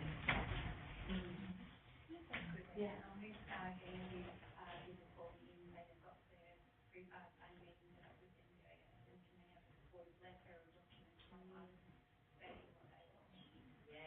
Great question. So, the answer. You need to know who they are. First question. Yes. Okay. Yeah. So this is my opinion. This is not your health government's opinion. So you need to check. But this is what it's looking like across the country. One is the NDIS has acknowledged that that's a gap in their process. So they have people all over the country, as we were talking about before, show up. They hired yesterday. They show up. They go and meet the person with spinal muscular atrophy type 1 to do planning. And they sit there and they go, oh, shit, I have no idea what this person needs. They don't know what they need. Their parents don't speak English. What are we going to do? So the NDIS knows that that's a problem. What they're doing and they're trialing in New South Wales at the moment is a panel of registered providers who the NDIS then funds to do the assessments required to inform them about what's needed in the plan. So the call that you're getting right now is people trying to do that backdoor. People trying to be like, I bet you I can call the health service and they'll just do it for free. So my advice, again, not the advice of your health government, is that we say no, that's the NDIS's responsibility to do. You need to ask your planner to release some money, give you some money, so that you can go pay providers to do those assessments for you. If they are our patients? Yes. If they're already on your books, so if they were admitted to your service because they meet the eligibility criteria and you would have provided the service to them way before NDIS, then that's very appropriate to support them with their planning. What we don't want health services to do is take patients on just for the purpose of pre-planning, which they are being asked to do. And you're probably good at developing your own template, dietitians, yeah? One thing I did with our dietitians, that we developed our own, so they're known to us. Okay, what is it that they're going to need to know? So we developed our own kind of way. Are these for outpatients, though? Outpatients? Yeah. Okay. Yeah. So I guess thinking on that side, so the referrals we're getting from an OT perspective, GP requesting this person, once registered with NDIS, can you do a functional, we need all this information? Yeah. We can be advising them though to go back that's to right. NDIS and... Yeah. So many people, the power of the pro forma letter. So many services are just coming up with this very generic letter and just sending it out to everybody on their books. That says, so our orthotics and prosthetic service, for example, does that. They send it to everybody who they've ever seen, and it says, if you go to planning, this is what you need. Put this in your plan. It's very generic. Who knows if it's what the person needs? It's an overestimate, but they know that when those patients come to them eventually, they're going to have what they need. Similarly, you might contact the GPs in your area and just say, just so you know, we don't provide these assessments, but here's a list of registered providers that do, and then that can, stop your phones ringing off the hook. And just a step back, if you're talking about access, remembering that I think there is this misconception within the community that you need all these functional assessments for access. You don't. So a GP who knows that patient well, can actually fill out an access request form and there is documents that NDIS have done, there is YouTube that they can watch about how to do that. I will send out a link for psychosocial disability. At the first 5 minutes of it, I show the GP how to do that. So I think be careful of just, we don't do assessments for access in health, because you guys got a lot of other things to be doing. But also that you need all this documentation to evidence for access. Not a GP who knows them well can do it without the access request form. As long as it's in German. And that's what they're going to get better. And no wonder they're pushing it back to us, because it's hard. But they've got to learn this language of German as much as what we have had to do. With the coaching people, with the ECI partners coming in, they are required to do pedicab. So there's no point, because we're doing it at PCH on our iPads, but they are required to do that. So you know what till 7? The referral pathway will be to your ECI provider. And it's not their NDIS actually have a clause where they have to fund. If they are requesting specific assessments for access, they actually have to fund. That's right, absolutely, And in a lot of places, they don't have the systems to do that, so when you push that back on them, they're like, what? But they do, and they will develop those systems. So once someone has been granted access, but they haven't yet had their plan, they can then request that the assessments that they need for that planning be funded as part of their plan. But they're not. But they'll have to pay it up front, really big gap presumably. there. Only if it's required, like, if the NDIS is saying they require it. And then, Otherwise, no. and if you look at, if you Google New South Wales complex pathway, complex NDIS pathway, it's just in its pilot, they're just piloting it, this notion, and they use terminology like, should the participant choose to have assessments done for planning, the NDIS is responsible to pay for them, that kind of, should they choose. Well, they're really saying, no, that they good. So we're about almost 10 past 12, and we were going to finish up at 12:15 anyway and do some questions. And I've got a plane to catch. So we were going to do some more reasonable and necessary stuff to get into some heavy detail about it. It'll be in the slides. To be honest, if you're not doing this regularly at the moment, it's not worth wasting your brain space on this now. And the but language just so you know, is there, the yeah. examples there, that's amazing. that's Can we have the slides? Where do we get? We're going to email them We'll to you. send them out to you. Can you call for a review before the 12 months? You can, but it won't happen. Okay. Whatever reviewable decision. Yes. Yes, yes. So, You'll have the package. Yes. Yes. Yes. So in the Productivity Commission report that the NDIS did, they blasted them for this issue, that they promised a key feature would be the ability to review plans, review decisions, and the NDIS intends to do that. The fact is they do not have capacity to do it. Yeah. So it's not happening. So what we say to people is that a plan review will not happen in less than 6 months. Yeah. And all we're doing is asking our colleagues, did you get that plan reviewed? Did you get it? And everybody's like, nah. So we're estimating 6 months. Eventually the story will change and we'll start to hear that they're happening and then we'll change our story and say, oh, we think in 2 months, you know. Sometimes what happens is they just bring forward the plan review. So if they're saying this is plan's not meeting the needs, and they may just bring forward the plan review. But there is a change of circumstances for so people understand the difference. So change of circumstances. Say for example, something has happened. And that's the thing that happens, but we're working on escalation pathways within WA Health, and they are around certain criteria and like safety of the participant or safety of the carers around them.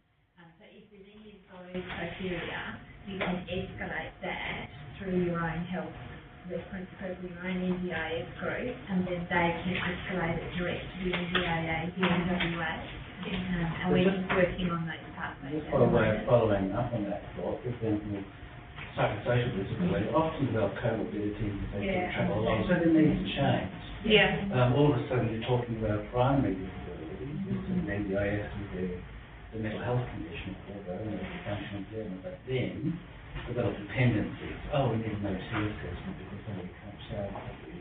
Is that what that's designed for, that escalation sort of issue? Because currently it's almost impossible to get a review of that sort of situation and move sideways on the plan. It depends on the individual circumstances and how much of this that person wants. And if they were at great risk of falling or, you know, a major decline in their health or whatever, then yes, I would say that is a pathway.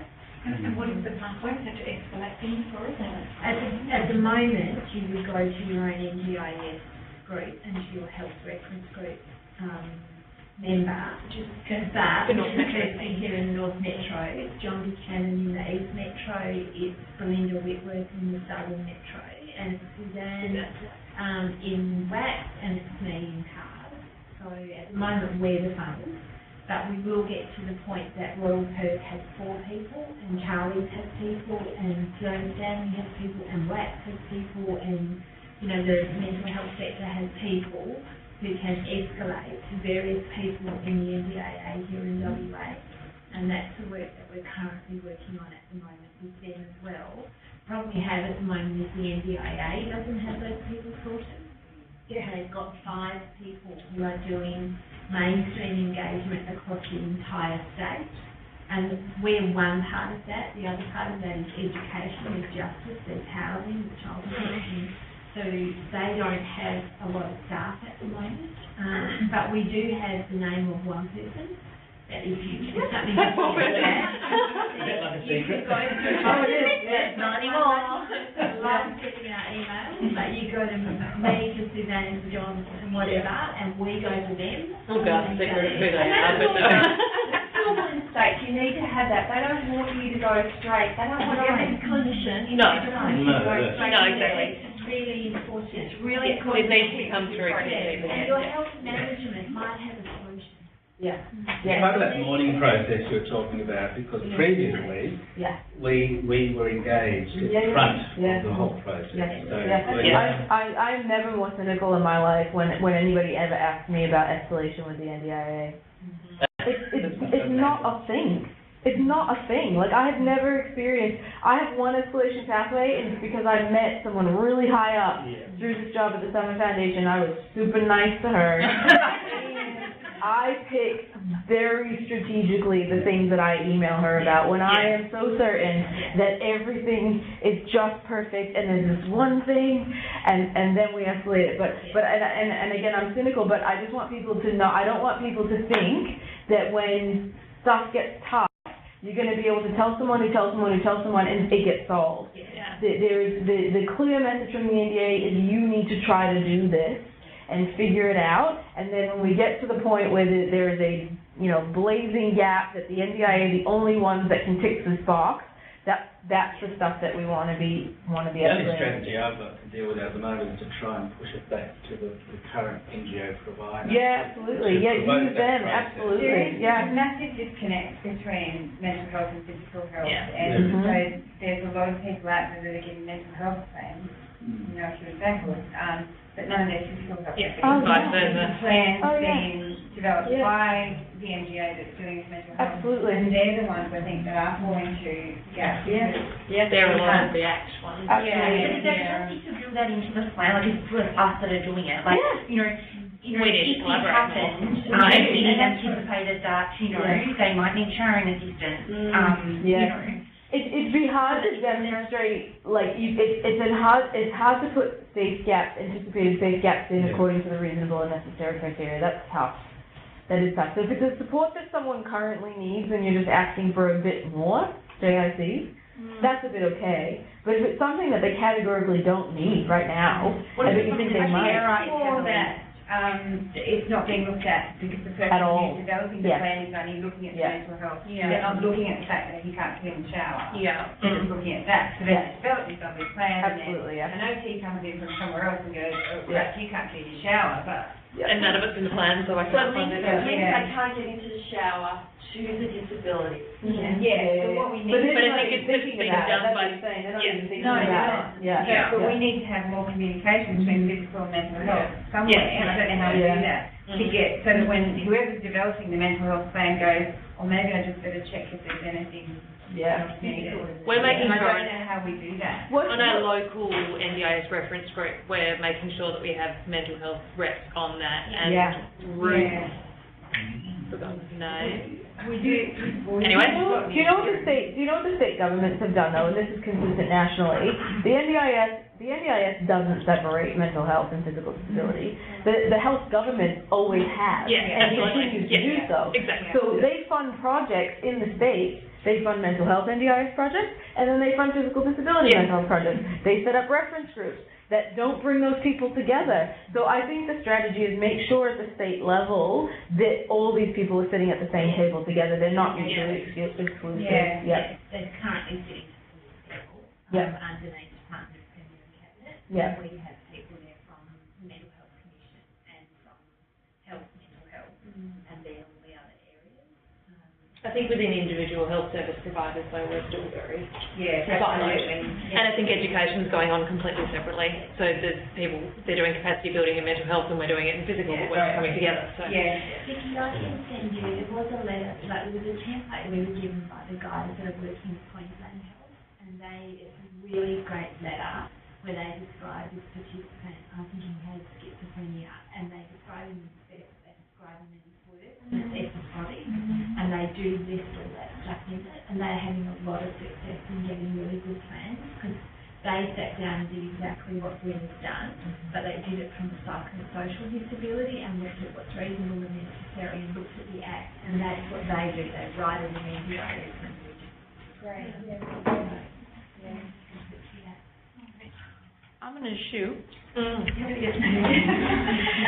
thank you, Brent. You're very welcome. Really great. Thank you, Virginia. I'm happy to hang around for a little bit more time, goes a bit later. So people that if there's things you want to chat to about, if you've had enough, that's okay too. Because cautiously optimistic, that's how you should feel. Not thrilled, not energized. Please do the end of training survey though, because it would be great to get your thoughts.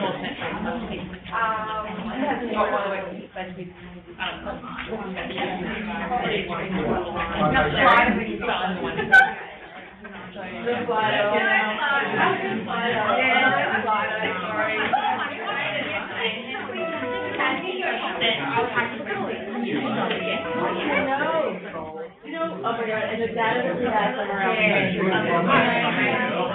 Or you can